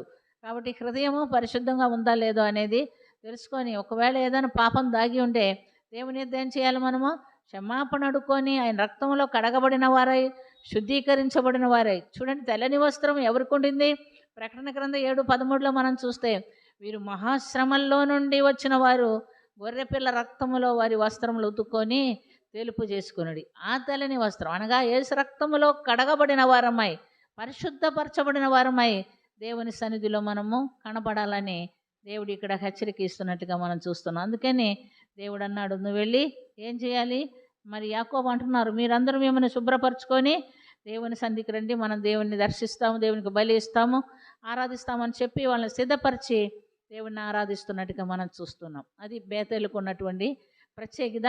మరి గిల్గాలకు ఉన్నటువంటి ప్రత్యేకత ఏమిటంటే, సమూయేలు ప్రవక్త పరిపాలనా కేంద్రము గిల్గాలుగా ఉంటున్నట్టుగా చూస్తున్నాం.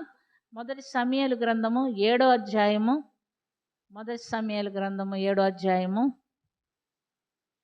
15-16 వాక్యం చదువుకుందాం. మొదటి సమూయేలు గ్రంథము 7వ అధ్యాయము 15-16 వాక్యం. సమూయేలు తాను బ్రతికిన దినములన్నీ ఇశ్రాయేలీయులకు న్యాయాధిపతిగా ఉండెను.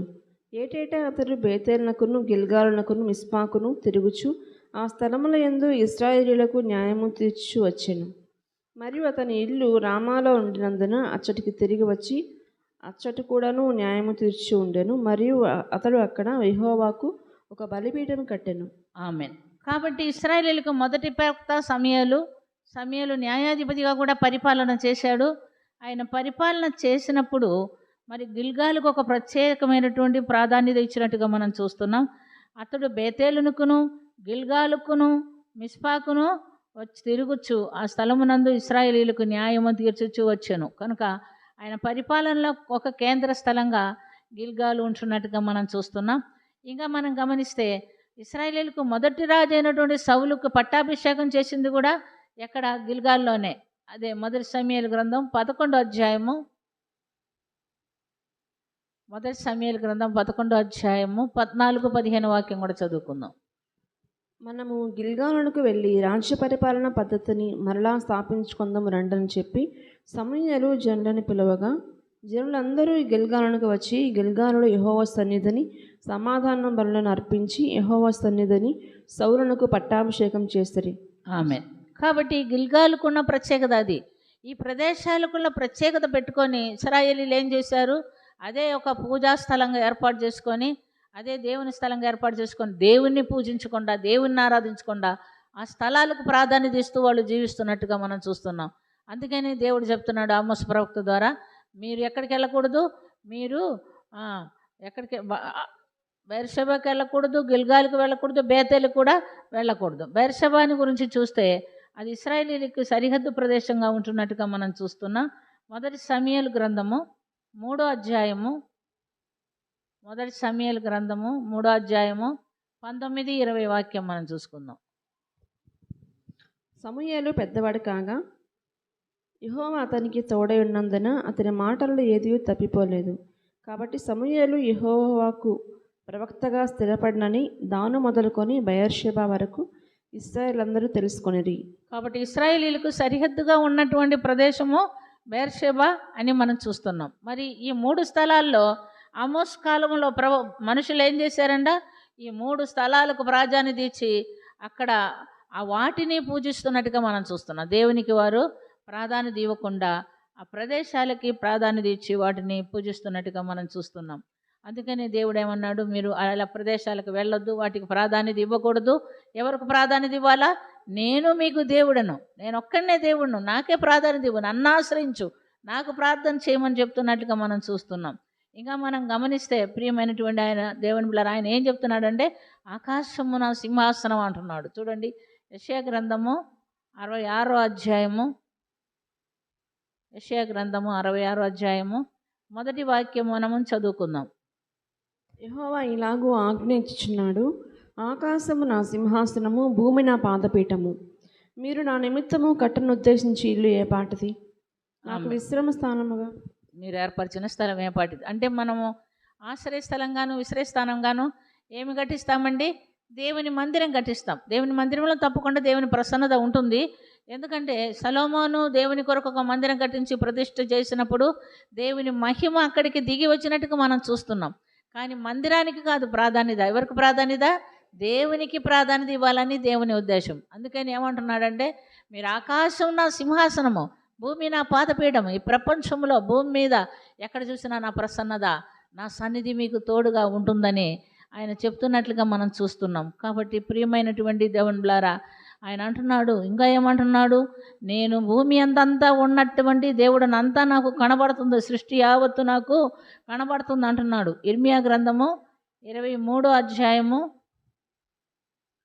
ఇర్మియా గ్రంథము 23వ అధ్యాయము 23-24 వాక్యం చదువుకుందాం. ఇర్మియా గ్రంథము 23వ అధ్యాయం 23-24 వాక్యము.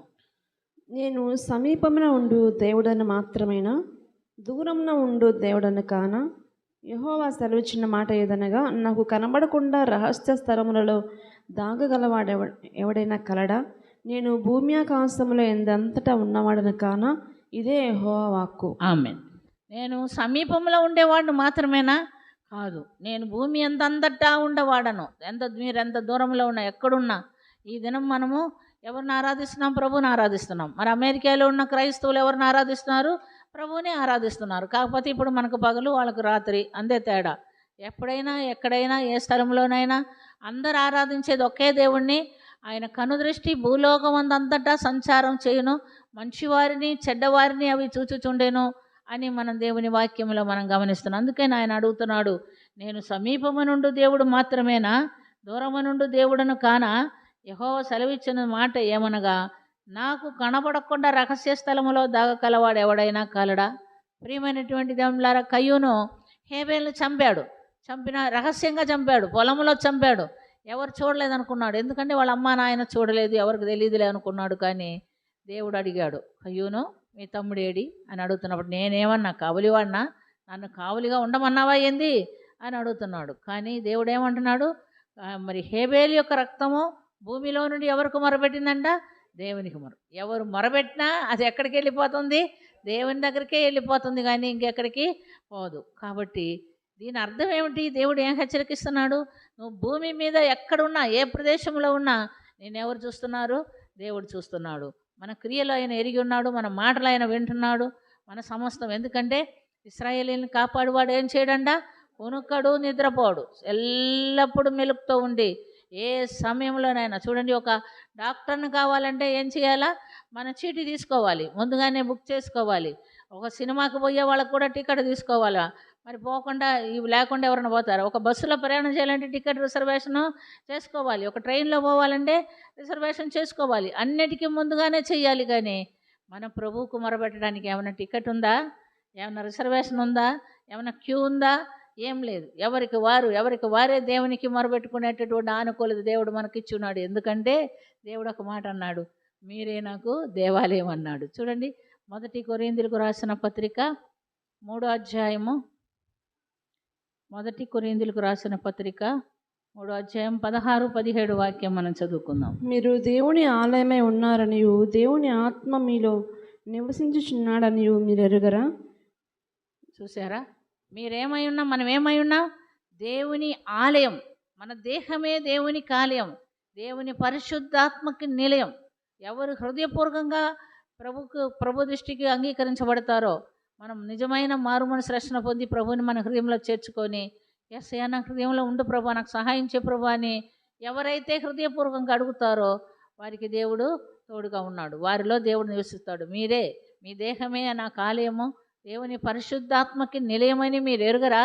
ఎవడైనాను నా ఆలయమును పాడు చేస్తే నేను వాడిని పాడు చేస్తానన్నాడు. కాబట్టి ప్రియమైనటువంటి దేవునిలారా, మనం సమకూడటానికి ఒక పరిశుద్ధమైన స్థలం. ఈ పరిశుద్ధమైన స్థలంలో మనం స్తుతించినప్పుడు, ఆరాధించినప్పుడు ఆయన దిగి వచ్చి మన మధ్యలో నివసిస్తాడు. ఎందుకంటే అది ఆయన చిత్తం, ఆయన ఏర్పరచుకున్నటువంటి స్థలం కనుక. కానీ వ్యక్తిగతంగా మనం ప్రార్థించినప్పుడు కూడా ఆయన ఎక్కడ ఉండాలా? మన హృదయంలో ఉండాలి, మన దేహం అనే దేవాలయంలో ఉండాలి. కాబట్టి ఈ వ్యక్తిగతంగా పరిశుద్ధాత్మునికి నిలయమైనప్పుడే వ్యక్తిగతంగా ఆయన మనతో ఉండాడు. దేవుని ఆత్మను మనం పొందుకొని పరిశుద్ధాత్మని మనలో నివసింప చేసినప్పుడే ఆయన మనలో నివసిస్తాడు. కాబట్టి ప్రియమైనటువంటి దేవునిలారా, దేవుడు అంటున్నాడు, నన్ను ఆశ్రయించుడి, నన్ను ఆశ్రయించుడి. మీరు బేతేలును ఆశ్రయించవద్దు, గిల్గాల్ను ఆశ్రయించవద్దు, బెర్షెబాను ఆశ్రయించవద్దు. ఎందుకంటే సృష్టికర్త అయినటువంటి దేవుణ్ణి నేనే. నన్ను ఆశ్రయిస్తే నేనేం చేస్తాను? మీకు సహాయము చేస్తాను. ఆయన అంగీకరిస్తే, ఆయన్ని మన హృదయంలో చేర్చుకుంటే, ఆయన మనలో జీవిస్తే, మనం ఎక్కడ ఎలాంటి ప్రదేశంలో ఉన్నా ప్రభు మనతో కూడా ఉండి మనల్ని నడిపించేవాడు, మనకు ఆశ్రయకర్తగా, మనం చేయబట్టి నడిపించేవాడుగా ఉంటున్నాడు. ఈ అంశం ఎవరు మర్చిపోకూడదు. అయితే ఆమోసు ఈ ప్రవచనాలు వాళ్ళకు చెప్తుండే వాళ్ళకి నచ్చలేదు. యెరోబాము యొక్క యాజకుడు అమజ్య ఏమంటున్నాడు? ఓ దీర్ఘదర్శి, ఇక్కడ ప్రవచించొద్దు, నువ్వు ఎక్కడికి వెళ్ళిపోవాలా? నువ్వు యూదా దేశమునకు పారిపో, అక్కడ ప్రవచించు, ఇక్కడేం ప్రవచించొద్దు అన్నాడు. కానీ దేవుడు వారికి చేసేటటువంటి తీర్పు కూడా అక్కడే చెప్తున్నట్లుగా మనం చూస్తున్నాం. కనుక యెరోబాము చంపబడ్డాడు, యెరోబాము సంతతి వారు కూడా చంపబడ్డారు. వాళ్ళే కాదు, అమజ్యాకు కూడా ఒక తీర్పు చెప్తున్నాడు. అమజ్యాతో ఏమంటున్నాడు? పట్టణమందు నీ భార్య ఏమైపోతుంది? వేశ్య అయిపోతుంది అని చెప్తున్నాడు. పట్టణమందు నీ భార్య వేశ్యగును, నీ కుమారులను కుమార్తెలను ఖడ్గము చేత కూలుదురు, నీ భూమి నూలు చేత విభాగింపబడును, నీవు అపవిత్రమైన దేశమందు చత్తువు, అవశ్యముగా ఇశ్రాయేలీయులు తమ దేశం విడిచి చెరగొని పోబడుదురు. చూడండి, ఒకరి తప్పును బట్టి ఆకాను తప్పు చేశాడు. ఆకాను కుటుంబ సభ్యులందరూ కూడా ఏమైపోయారు? రాళ్లతో కొట్టి చంపబడ్డారు. కాబట్టి ప్రియమైనటువంటి దేవులారా, తల్లిదండ్రులుగా, పెద్దవారిగా, చిన్నవారిగా మనం చేసే తప్పును బట్టి మన వారందరూ కూడా శిక్షార్హులు అవుతారు. కాబట్టి మనల్ని దేవునికి సమర్పించుకుంటూ దేవుని కొరకు నమ్మకంగా జీవించేదానికి దేవుడు ఈ దినం మనతో మాట్లాడున్నాడు. మనం ఎవరిని ఆశ్రయించాలా? దేవుణ్ణే ఆశ్రయించాలి. దేవుణ్ణి ఆశ్రయిస్తే దేవుడు మనకు సహాయము చేస్తాడు. అటు ధన్యకరమైనటువంటి జీవితము దేవుడు మనకందరికీ దయచేయునుగాక. ప్రార్థన చేసుకుందాం. మస్తానక్క గారు వాక్యం కొరకు ప్రార్థన చేస్తారు. స్తోత్రం నాయన, స్తోత్రం స్తోత్రం స్తోత్రం తండ్రి, మహోన్నతుడా, మహాగణుడా, పరిశుద్ధుడా, నిత్య నివాసనే శయాని కొందనాలు స్తోత్రం చెల్లిస్తున్నాం ప్రభా. నిన్న నేడు నిరంతరం ఏకరించుకుని దేవాని స్తోత్రం స్తోత్రం స్తోత్రం నాయన. ఆకాశం ఆకాశం పట్టజాలం దేవాని స్తోత్రం నాయన. వాడని శయాని కొందనాలు స్తోత్రం చెల్లిస్తున్నాం ప్రభా నాయన. మీరు చూపిన ప్రేమను బట్టి, కృపను బట్టి వందనాలు చెల్లిస్తున్నాం ప్రభా. గడిచిన జన్మలన్నీ నా తండ్రి కృపాక్షేమములు మా ఎంటనిచ్చి నన్ను మమ్మల్ని అందరినీ కాపాడిన దేవాని స్తోత్రం నాయన. భయంకరమైన నాయన వాతావరణములు కూడా నాయన మమ్మల్ని ఎలాంటి కీడు కానికి అపాయానికి అప్పచెప్పకుండా నాయన మీరు కాపాడిన విధానం బట్టి వందనాలు స్తుతి స్తోత్రం చెల్లిస్తున్నాం ప్రభా. దేవా, ఈ 2024 సంవత్సరం మే మాసం నాయన 24 దినము ఈ నాయన సిలువ దినము నా తండ్రి ఉపవాస దినములో తండ్రి నాయన తీసుకునే ప్రేయర్ హౌస్లో మమ్మల్ని అందరూ కూడా సమకూర్చిన విధానం బట్టి వందనాలు ప్రభాని స్తోత్రం నాయన. అయా నా తండ్రి ఆరాధన నాయన అనేకులకు ఆశీర్వదకరంగా నాయన జీవనకరంగాను మేలుకరంగా ఉండాలని, అనేకులు రక్షించబడాలని, వాక్యానుసారంగా జీవించబడాలని ఆత్మీయ తల్లి ఎంతో నాయన ఆసక్తితో నాయన ఆత్మల భారం కలిగి పరిచయం కొనసాగిస్తూ ఉంటుండగా ప్రభా నాయన ఇంత కాలము నీ దాసురాలని నాయన బలపరిచావు, దాన్ని నిలబెట్టుకున్నావు ప్రభా అని స్తోత్రం చెల్లిస్తున్నాను నాయన. ఇంకా నా తండ్రి కావాల్సిన మంచి ఆత్మీయ బలం, శక్తి, ఆరోగ్యం దయచానైనా ఆ లేఖన భాగాల్లోంచి నా తండ్రి నాతో మాతో మీరు మాట్లాడిన ప్రతి మాటను బట్టి వందనాలు ప్రభా. మేము నా తండ్రి లోకంలో ఎలా జీవిస్తున్నామో నాయన, మేమైతే నా తండ్రి నమ్ముకున్నాము నీలాగా నైనా మేము జీవించాలి అనుకుంటున్నాము, కానీ నా తండ్రి నాయన వాక్యానుసారంగా జీవించలేని స్థితిలో ఉంటున్నాం ప్రభా. అయ్యా నా తండ్రి నాయన ఆమోస గ్రంథం ద్వారా మాతో మాట్లాడిన దేవాన్ని స్తోత్రం చెల్లిస్తున్నాం ప్రభా. అయ్యా పశువులు కాపరైన ఆమోసు నా తండ్రి నాయన, అయ్యా మేడుపండ్లు ఏరుకుంటున్నటువంటి ఆమోసు గొర్రెలు కాపని ఆమోసు నా తండ్రి మీరు ఎన్నుకున్నారు ప్రభా. ఎందుకంటే నా తండ్రి నాయన పంట కుప్పల మీద దీనులు పైకి లేవనెత్తే దేవుడు తండ్రి, ఘనహీనులు గణపరిచే దేవుడు ప్రభా. మీరు హృదయం చూసే దేవుడు నా తండ్రి. ఆమోసుని మీరు ఎన్నుకున్నారు నాయన. అయ్యా మీరు ఏర్పాటు చేసుకున్న విధానం బట్టి వందనాలు స్తోత్రం చెల్లిస్తున్నాం ప్రభా. దేవా నా తండ్రి నాయన, ఘనులే కాదు నా తండ్రి, ధనవంతులే కాదు, జ్ఞానవంతులే కాదు ప్రభా. ఆత్మీయంగా ఎదిగినటువంటి బిడ్డలు ఎంత పేదలైనా కూడా నైనా నువ్వు ఎన్నుకునే దేవుడు ప్రభాని స్తోత్రం చెల్లిస్తున్నాను. ఆమోస గ్రంథంలో నా తండ్రి నాయన మీరు నా తండ్రి నాతో మాట్లాడారు ప్రభా. యెహోవాను ఆశ్రయించుడు అంటున్నావు ప్రభా. నన్ను ఆశ్రయించే వారికి నేను బ్రతుకుతారంటున్నా ప్రభాని స్తోత్రం నాయన. మేమైతే లోకంలో నా తండ్రి నాయన రకరకాలుగా మనుషుల మీదను ఆయా పరిస్థితుల మీద ఆధారపడి జీవిస్తుంటున్నాం ప్రభా. అయ్యా నా తండ్రి మిమ్మల్ని నాయన అయా మర్చిపోతున్నాం ప్రభా. దేవుని ఆశ్రయిస్తే మనకు సమస్తం జరుగుతాయనన్న ఆలోచన లేని స్థితిలో నైనా శోధకుడు చేస్తూ ఉంటాడు ప్రభా. అలా కాకుండా నా తండ్రి పరిపూర్ణంగా నీ మీద ఆనుకొని ఆశ్రయించి నీ ద్వారా మేలు పొందుకుని కృపను దయచేయము ప్రభా. ఎందుకంటే నాయన వాక్యం నా తండ్రి మాకు ప్రధానమైంది ప్రభా. నాయన అయ్యా నా తండ్రి ఎప్పుడైతే మేము వాక్యానుసారంగా జీవిస్తామో అప్పుడే నాయన మిమ్మల్ని ఆశ్రయిస్తాం ప్రభా. మీరు ఇచ్చిన ఆజ్ఞలు నా తండ్రి అనుసరించి జీవించమని సెలవిచ్చింది దేవా. అయ్యా నా తండ్రి పూర్ణ ఆత్మతో, పూర్ణ హృదయంతో, పూర్ణ వివేకంతో, పూర్ణ శక్తితోనైనా నేను ప్రేమించాలి నా తండ్రి. నీ వలే నీ పొరుగువాన్ని ప్రేమించవలసి సెలవిచ్చావు ప్రభా.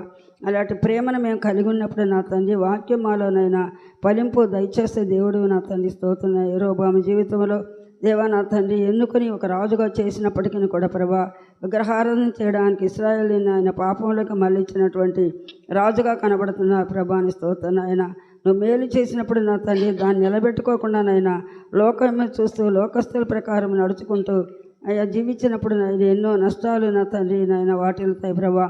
నువ్వు నా తండ్రి నాయన భూమి ఆకాశం సృష్టించిన దేవుడు నా తండ్రి నాయన, అయ్యా సర్వశక్తిమంతుడు నా తండ్రి నాయన. నువ్వు చేసిన గొప్ప కార్యాలు నా తండ్రి గ్రహించలేని స్థితిలో ఉంటున్నారు ప్రభా. నువ్వు రోషమగల దేవుడు తండ్రి నాయన. నువ్వు ప్రేమించే బిడ్డలు నా తండ్రి నాయన 1000 తరాల వరకు నా తండ్రి దీవించే దేవుడు నాయన. అయ్యా నీ ఆజ్ఞలు నా తండ్రి అనుసరంగా జీవించకపోతే వాళ్ళు నా తండ్రి నాయన వాళ్ళ సంతానం అంతా కూడా నా తండ్రి నాయన 1000 తరాల వరకు వాళ్ళు కూడా నశించిపోతారు ప్రభా. అలాగా నాయన యెరొబాము జీవితంలో ఎంత నష్టం చేసుకున్నాడు ప్రభా. ఆమోసు హెచ్చరించినప్పటికీ కూడా ప్రభా వినకుండా దేవా నా తండ్రి నాయన ఆ మధ్య ఇద్దరు తోడై నా తండ్రి ఆమోసుని నా తండ్రి వ్యతిరేకించినట్టుగా చూస్తున్నాం ప్రభా. అయ్యా చెప్పినటువంటి మాటను నా తండ్రి వినకుండా నువ్వు నా తండ్రి నాయన అయ్యా ఇక్కడ చెప్పొద్దు, నువ్వు వేరే ప్రదేశానికి వెళ్ళిపో అంటున్నా ప్రభా అని స్తోత్రం నాయన. మనుషులైతే లోకాన్ని, ధనాన్ని, సంస్థను ఆశ్రయిస్తున్నా ప్రభా. నా తండ్రి నాయన మీరు చెప్పే మాట ప్రభా, గిల్గాల్ని ఆశించవద్దు, బేతలను ఆశించవద్దు, బెయేర్షెబాను ఆశించవద్దు అంటున్నా, ఆశ్రయించవద్దు అంటున్నా ప్రభా. అక్కడ ఏ మేలు దొరకదు మీకు అంటున్నా ప్రభా అని స్తోత్రం నాయన. అవును తండ్రి ఆనాడు నా తండ్రి ఆ 3 ప్రదేశాలు ఆయా రీతిగా ఎన్నుకున్నారు, కానీ నా తండ్రి అక్కడ ఏ మేలు జరగలేదు ప్రభా.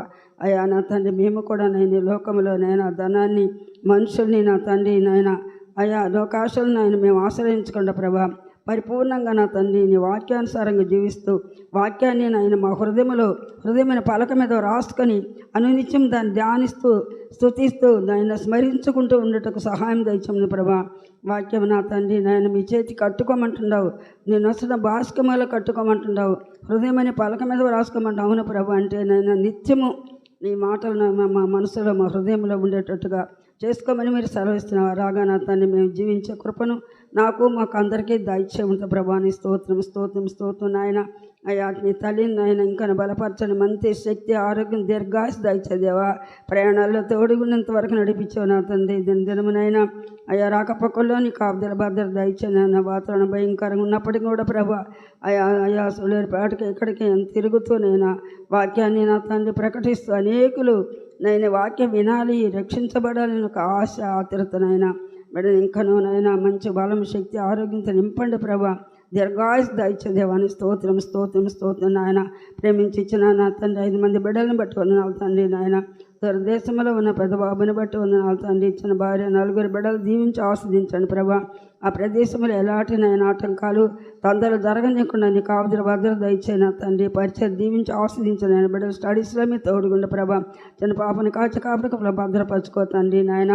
అయ్యా మీరు చేసే ప్రతి మేలును బట్టి వందనాలు తండ్రి. స్తోత్రం చెల్లిస్తున్నాం ప్రభా. ఆ రీతిగానైనా అయ్యా నా శ్రద్ధ మందిరం నడుపుకుంటున్నటువంటి నా తండ్రి స్వీటి కిషోర్ బడి కిషోర్ బాబు బిడ్డలిద్దరిని బట్టి వందనాలు ప్రభా. పరిచయం దీవించి ఆస్వాదించండి ఆయన. ఇది అవసరం అక్కర మీరేనైనా మీ బిడ్డలకు అనుగ్రహించండి ప్రభా. అనేక ఆత్మలు రక్షించబడిన కృప చూపించే దేవాన్ని స్తోత్రున్నాయన. అయ్యా బార్బుటి రాకపోకల్లో కూడా తోడుగుండి కాపాడండి ప్రభా. బిడ్డలనైనా ప్రయోజకులై నీకు సమర్పించుకున్న బిడ్డల ప్రభా ఆత్మీయంగా బలపరచండి. వాళ్ళు స్టడీస్లో తోడుగుండి నేను ఆ మహిమార్ధకు వర్ధిలో చేసుకో దేవాన్ని స్తోత్రం స్తోత్రం స్తోత్రం నాయన. సునీతమ్మని బట్టి నా తన మాధురమ్మని బట్టి వందనాలు ప్రభా నాయన. సునీతమ్మ భర్త చేస్తున్న ఉద్యోగాల్లో మీరు ఎంతవరకు తోడుగున్నారు నా తండ్రి. కావాల్సిన అయా నా తండ్రి ఆత్మీయ జ్ఞానం దయచిన ప్రభా. మందిరం ఇల్లు కట్టుకుంటుండగా ప్రభా పూర్తిగా పర్యంతం నీ సన్నిధి తోడుగుంచండి. అన్ని వనాలు సమకూర్చండి ప్రభా. దేవ పరిచర్యాన్ని ఆయన ప్రారంభించుకొని కృపను దయచేసి అని స్తోత్రం ఆయన. బాబుని బట్టి వందనాలు తండ్రి నాయన. అయ్యా నా తండ్రి నాయన బిడ్డకు మంచి ఆరోగ్యం బలం శక్తిని సమర్పించుకున్న బాబు నాయన. ఆ బిడ్డకు మంచి నా మీ జ్ఞానం దయచేయి నా తండ్రి. జ్ఞానం అందవలసిన దేవుని దాన్ని మనుషులు వర్ధలు చేసుకో ప్రభా. మాధురమైన భర్తని కుమారుని బట్టి వందనాలు ప్రభా అని స్తోత్రం నాయన. బిడ్డలు నాయన ఏలూరు ప్రాంతంలో పనిచేస్తున్నాయన మళ్ళీ తిరిగి నాయన వాళ్ళ గుంటూరు ప్రాంతానికి వెళ్తున్న ప్రభా. అక్కడ చేస్తున్న నాయన ఉద్యోగాన్ని నాయన కుమారుని దీవించి ఆస్వాదించండి. అక్కడ వడుచుకొని రాకుండా మీరే కాపాడండి ప్రభా. మాధురమ్మ కూడా నైనా చిన్న నైనా తలాంతుల్ని కొరకు ఉపయోగించుకుంటూ ఆత్మీయంగా కుటుంబాన్ని కట్టుకుంటూ ముందుకు సాగడానికి కావాల్సిన ఆత్మీయ జ్ఞానం బలం శక్తి దయచాను ఆయన. బాబుని బట్టి వందనాలు తండ్రి. చిన్న బిడ్డ నాయన రంజిత్లోని బిడ్డ కావాల్సిన మంచి జ్ఞానం ఇచ్చింది దయచాను తండ్రి నాయన. అయ్యా మాధురమ్మకి నైనా రమేష్ బాబుకి ఇచ్చినటువంటి తల్లిదండ్రులు తోడబుట్టులు అందరినీ కూడా జ్ఞాపకం చేసుకో తండ్రి. ప్రతి స్థలంలో మీకు ఆబ్దుల భద్రత దయచే దేవుని స్తోత్రున్నాను అని నాయన. నా తండ్రి మా ఇద్దరు బిడ్డల్ని సన్నిధిలో ఎత్తపడుతున్నాం ప్రభా. అయ్యా నా తండ్రి పేట పరిచర్యలు బిడ్డ ఎంతగా నా తండ్రి నాయన ముందుకు సాగుతున్నారు నాయన. మోని ఉద్యోగంలో మీరు ఎంతవరకు నీడగా ఉన్నారు ప్రభాని స్తోత్రం నాయన. పరిచర్య నా తండ్రి కొనసాగించిన కృపావరాలతో బిడ్డలు నింపండి. బలమైన సాధనాలుగా మీరు వాడుకోబెడతాం ప్రభాని స్తోత్రం నాయన. సొంత పాఠశాలను కూడా దీవించి ఆశించి అభివృద్ధి పరచండి ప్రభా. బిడ్డలు స్టడీస్లో తోడుగుండి నాయన. బిడ్డలు కుటుంబం అంతటితో సేవలో ముందుకు సాగుతున్నారు ప్రభా. బిడ్డలు బలపరచండి. ఇంకా ఆత్మీయంగా నైనా ముందుకు సాగడానికి కావాల్సిన కృప దయచేసి అని స్తోత్రం స్తోత్రం స్తోత్రం నాయన. ఆత్మీయ తల్లికి జన తాడబట్టలు కుటుంబాలన్నీ పేరు పేరు దీవించి ఆస్వాదించండి ప్రభా. అయ్యగారు తాడబట్టలు బిడ్డలందరూ కూడా కాచి కాడు కృప భద్రచిన వాళ్ళు ఆత్మీయంగా ఎదిగి నేను ఆ మహిమద్దగా జీవించే కృపను దయచేసి అని స్తోత్రం నాయన.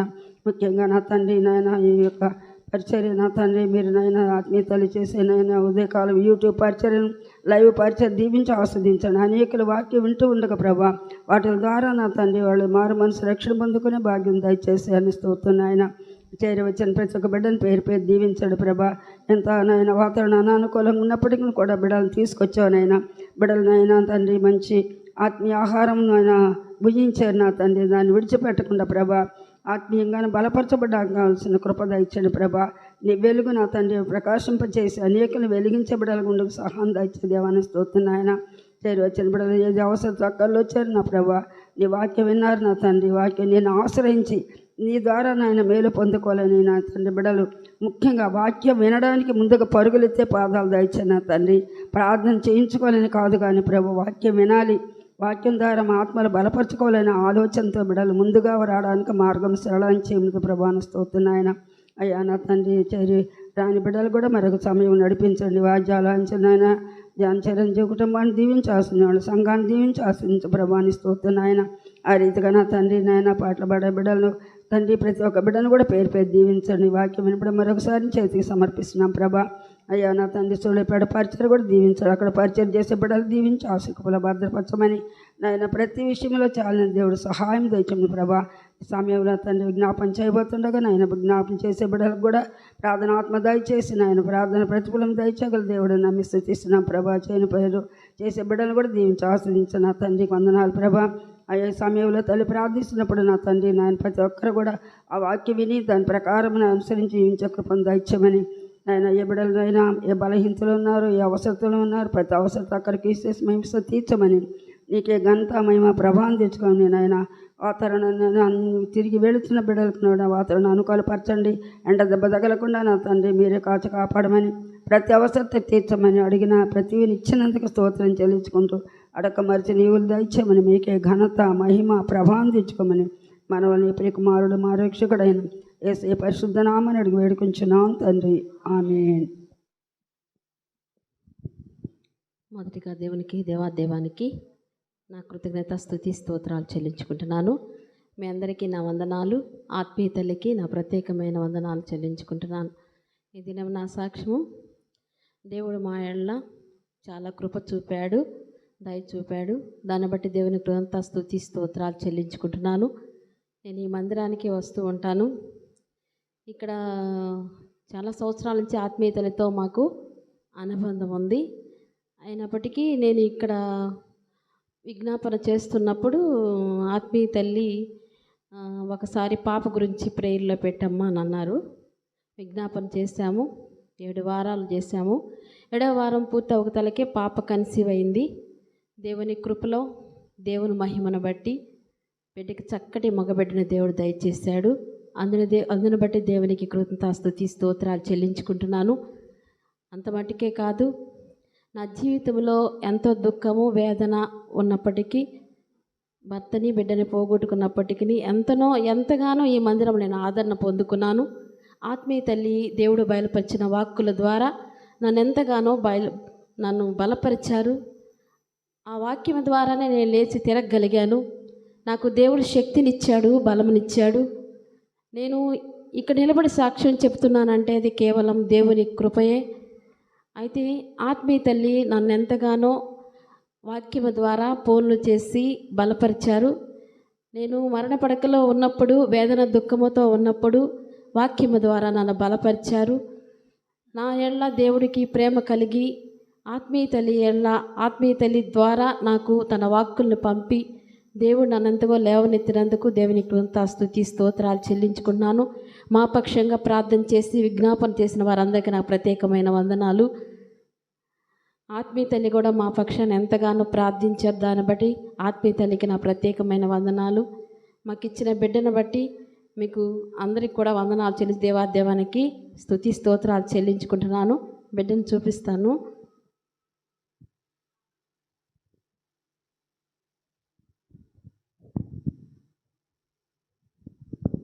బాబు దేవుడిచ్చిన గిఫ్ట్. ఈయనకి మొన్నటి దినమున 22వ తారీఖు నామకరణ చేశాము. దేవుడు ఎంతగానో వాతావరణాన్ని అనుకూలపరిచి ఎంతగానో మమ్మల్ని ఆశీర్వదించి ఘనంగా ఆశీర్వాదకరంగా కార్యం జరిగించాడు. దాన్ని బట్టి దేవునికి స్తోత్రం. బాబు పేరు స్నితిక్ జైడన్ అని పేరు పెట్టాము బాబుకి. ఆత్మీయ తల్లి మా పక్షాన్ని ఎంతో ప్రార్థించారు. అనుకూలంగా ఆ కార్యక్రమం జరిగించుటకు దేవునికి కృతజ్ఞతాస్తుతి స్తోత్రాలు. ఆత్మీయకి నా ప్రత్యేకమైన వందనాలు. మీ అందరికి కూడా నా వందనాలు చెల్లించుకుంటున్నాను. దేవుని నామానికి ఘనత కలుగును గాక. విశ్వాసంతో దేవుని సన్నిధిలో ప్రార్థన చేస్తే ప్రతిఫలం ఉంటుందని సజీవ సాక్ష్యం ఇప్పుడు అందరూ చూసుకున్నారు. మరి ఉషా వాళ్ళ కొరకు, పాప కొరకు విజ్ఞాపన చేశాము. దేవుడు కుమారునిచ్చాడు. ఆ బిడ్డను తీసుకొని కృతజ్ఞత కలిగి తల్లిని బిడ్డను తీసుకొని దేవుని సన్నిధికి వచ్చి దేవుని సన్నిధిలో సాక్ష్యం ఇచ్చింది. మనం ఎవరు విశ్వాసంతో ప్రార్థన చేసినా దేవుడు సహాయము చేస్తాడు. అయితే స్థిరమైన విశ్వాసం ఉండాలి. దేవుని యందు పట్టుదల కలిగిన ప్రార్థనా జీవితం ఉండాలి. తన పట్ల, తన కుమార్తె కుటుంబం పట్ల దేవుడు చేసిన ఆశ్చర్యకార్యమని బట్టి ప్రభువును స్తుతిస్తాం. హల్లెలూయా, హల్లెలూయా, హల్లెలూయా. ప్రార్థన చేసుకుందాం. ప్రేమ కలిగిన తండ్రి, కృప కలిగిన ప్రభు యేసు రక్షక, మీకు వందనాలు నాయనా, స్తుతి నాయనా, స్తోత్రం నా తండ్రి. పరిశుద్ధుడా, కేవలం నీ కృప, నీ ప్రేమ మా జీవితాల పట్ల మీరు ఉంచినందుకు స్తుతి స్తోత్రం చెల్లిస్తున్నాం. మేము నిన్ను ఆశ్రయించి లోకాన్ని కానీ, మనుషులు కానీ, ప్రదేశాలు కానీ వేటిని ఆశ్రయించకుండా హృదయపూర్వకంగా పూర్ణ హృదయంతో, పూర్ణ ఆత్మతో, పూర్ణ బలంతో నిన్ను ఆశ్రయించినప్పుడు నువ్వు మాకు సహాయం చేసే దేవుడు కనుక ప్రభువా, మీరు మాతో మాట్లాడిన ప్రతి మాటను బట్టి మీకు వందనాలు చెల్లిస్తున్నాం. మీ వాక్యానుసారమైన జీవితం మాకు అందరికీ దయచేయండి. మేము హృదయపూర్వకంగా నిన్ను ప్రేమించి, నిన్ను ఆరాధించి నీ యొద్ద నుంచి దీవెన పొందుకునేదానికి మీరు మాకు సహాయం చేయండి. యేసయ్యా, కూడి వచ్చిన బిడ్డలందరిని బట్టి స్తోత్రం. మేమందరం నీ బిడ్డలం నా తండ్రి. మాతో మీరు మాట్లాడి మమ్మల్ని బలపరిచి మా ఆత్మీయ జీవితంలో మమ్మల్ని స్థిరపరచడానికి మీరు ఇష్టపడినందుకు స్తోత్రం నా తండ్రి. ఏ బిడ్డలైతే అనారోగ్యంతో వచ్చి ఉన్నారో యేసు నిబంధన రక్త ప్రభావంతో వారికి స్వస్థత కలుగునుగాక. అంధకార శక్తుల చేత పీడింపడుతున్న బిడ్డలకు యేసు నిబంధన రక్త ప్రభావంతో వారికి విడుదల కలుగునుగాక. తండ్రి నీకు వందనాలు చెల్లించుకొంచున్నాం. విడిపోయిన కుటుంబాలు, అసమాధానంతో ఉన్నటువంటి కుటుంబాల కొరకు మొరబెట్టుకొంచున్నాం. విడిపోయిన కుటుంబాలు తిరిగి సమకూర్చబడునుగాక. మీ సమాధానము ప్రతి కుటుంబంలో దయచేయబడునుగాక. పరిశుద్ధుడా నీకు స్తుతి స్తోత్రము. యవన బిడ్డలు యవన కాలమందు నీ కాడి కింద ఉండుటకు సహాయం చేయునుగాక. ఆయన ఏ బిడ్డలైతే వాక్య జ్ఞానం కొరకు ఆశ కలిగి వచ్చి ఉన్నారో వారికి మీ వాక్య జ్ఞానము దయచేయబడునుగాక. ఆత్మీయ అనుభవం కొరకు ఆశ కలిగి వచ్చిన వారికి మీ ఆత్మీయ అనుభవం దయచేయబడునుగాక. రుణ భారములతో నలిగిపోచున్నటువంటి బిడ్డలకు రుణ విడుదల కలుగునుగాక. ఆర్థిక ఇబ్బందులతో అల్లాడుతున్న వారికి ఆర్థిక సహాయం అందించబడునుగాక. నా తండ్రి, మా బిడ్డలు చదువుకున్నారు, పాస్ అయ్యారు, కొత్త క్లాసులోకి వెళ్ళవలసి ఉన్నారు. తల్లిదండ్రులకు కావలసినటువంటి ఆర్థిక సహాయము అందించబడునుగాక. నా తండ్రి, ఏ బిడ్డకి ఏది అవసరమో ప్రభువా, ఉద్యోగం లేని వారికి ఉద్యోగము దయచేయబడునుగాక. సంతానం లేని వారికి సంతాన భాగ్యము దయచేయబడునుగాక. నా తండ్రి, కుటుంబంలో ప్రతి అవసరత యేసు నామములో తీర్చబడునుగాక. నా తండ్రి, నీకు వందనాలు చెల్లించుకొంచున్న వివాహం కొరకు ఎదురు చూస్తున్న యవన బిడ్డలకు ఏర్పరిచిన వ్యక్తితో వివాహము జరిపించబడునుగాక. ఆత్మదేవా నీకే స్తుతి స్తోత్రం చెల్లిస్తున్నాం. ఇక్కడ ఉన్న ప్రతి వారి హృదయవాంఛలు యేసు నామములో తీర్చి వారికి కావలసిన ఆత్మీయ జ్ఞానము, పరిశుద్ధాత్మని కృప కాపుతలు ఇచ్చే దేవుడు కనుక మీకే స్తుతి స్తోత్రం చెల్లించుకొంచు. ప్రతి బిడ్డను మీ సన్నిధిలో ఎత్తి పట్టుకొంచున్నాం. బిడ్డలు ప్రేమతో తెచ్చిన కానుకను దీవించి ఆశీర్వదించండి. అవి మీ పరిచర్య కొరకు వాడుకొనుటకు సహాయం చేయండి. ఇవ్వబడిన ప్రతి హస్తం తిరిగి వేదికల ఆశీర్వాదకరంగా తీర్చబడినట్లుగా సహాయం చేయండి. పరిశుద్ధుడా, ప్రార్థన అనంతరం బిడ్డలకు ప్రార్థించిన ఉండగా నువ్వేం మాట సెలవిస్తావో ప్రభువా, ఏ హెచ్చరిక ఇస్తావో, ఏమైతే వారికి సెలవిస్తావో దాన్ని అనుసరించి వారి జీవితాలు సరిచేసుకొని నీ మాట యందు విశ్వాసం ఉంచి ముందుకు సాగుటకు సహాయం చేయమని దీవించి బలపరచమని ఈ ప్రార్థన ఆలకించినందుకు స్తుతి చెల్లిస్తున్నాం. ఎండ దెబ్బైనను వడదెబ్బైనను ఏ బిడ్డలకు తగలకుండా కాపాడమని, సంరక్షించమని, దీవించమని యేసుక్రీస్తు పుణ్య నామమున ఆత్మీయ వినయంతో అడిగి వేడుకొనుచున్నాము తండ్రి. ఆమేన్. పరలోకమందున్న మా తండ్రి, మీ నామం పరిశుద్ధపరచబడునుగాక. నీ రాజ్యం మాకు వచ్చునుగాక. నీ చిత్తం పరలోకమందు నెరవేరినట్లు భూమి అందును నెరవేరునుగాక. మా అనుదిన ఆహారం నేడు మాకు దయచేయము. మా ఇలా అపరాధం చేసిన వారిని మేము క్షమించి ఉన్న ప్రకారం మా అపరాధములు మన్నించుము. మమ్మల్ని శోధనలోనికి తేక దుష్టుంచి తప్పించుము. రాజ్యము, శక్తి, మహిమ నిరంతరం నువ్వై ఉన్నావు తండ్రి. ఆమేన్. యేసు రక్తమే జయం, యేసు రక్తమే జయం, యేసు రక్తమే జయం. యేసు నామం సంపూర్ణ విజయం. అపవాది క్రియలకు అనంత నాశనం. శిలువ రక్తమే జయం. ఆమేన్. నా ప్రాణమా యెహోవాను సన్నుతించుము. నా అంతరంగంలోనున్న సమస్తమైన పరిశుద్ధ నామమును సన్నుతించుము. నా ప్రాణమా యెహోవాను సన్నుతించుము. నా అంతరంగంలోనున్న సమస్తమైన పరిశుద్ధ నామమును సన్నుతించుము. నా ప్రాణమా యెహోవాను సన్నుతించుము. ఆయన చేసిన ఉపకారములలో దేనిని మరువకుము. నా ప్రాణమా యెహోవాను సన్నుతించుము. ఆమేన్. మన తండ్రి అయిన దేవుని యొక్క ప్రేమ, కుమారుడైన యేసుక్రీస్తు యొక్క కృప, పరిశుద్ధాత్మని సహవాసము కూడి వచ్చిన మనకందరికీను మన కుటుంబములకును సదాకాలము తోడయుండి నడిపించునుగాక. ఆమేన్. ఆశీర్వాదంబుల్ మా మీద వర్షింపచేయుమీశా,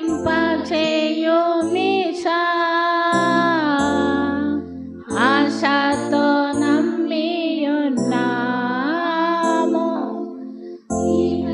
జగత్తము ఈ మాయి మీద కృమ్మరించుము దేవా. బ్రహ్మర ప్రేమ వర్షం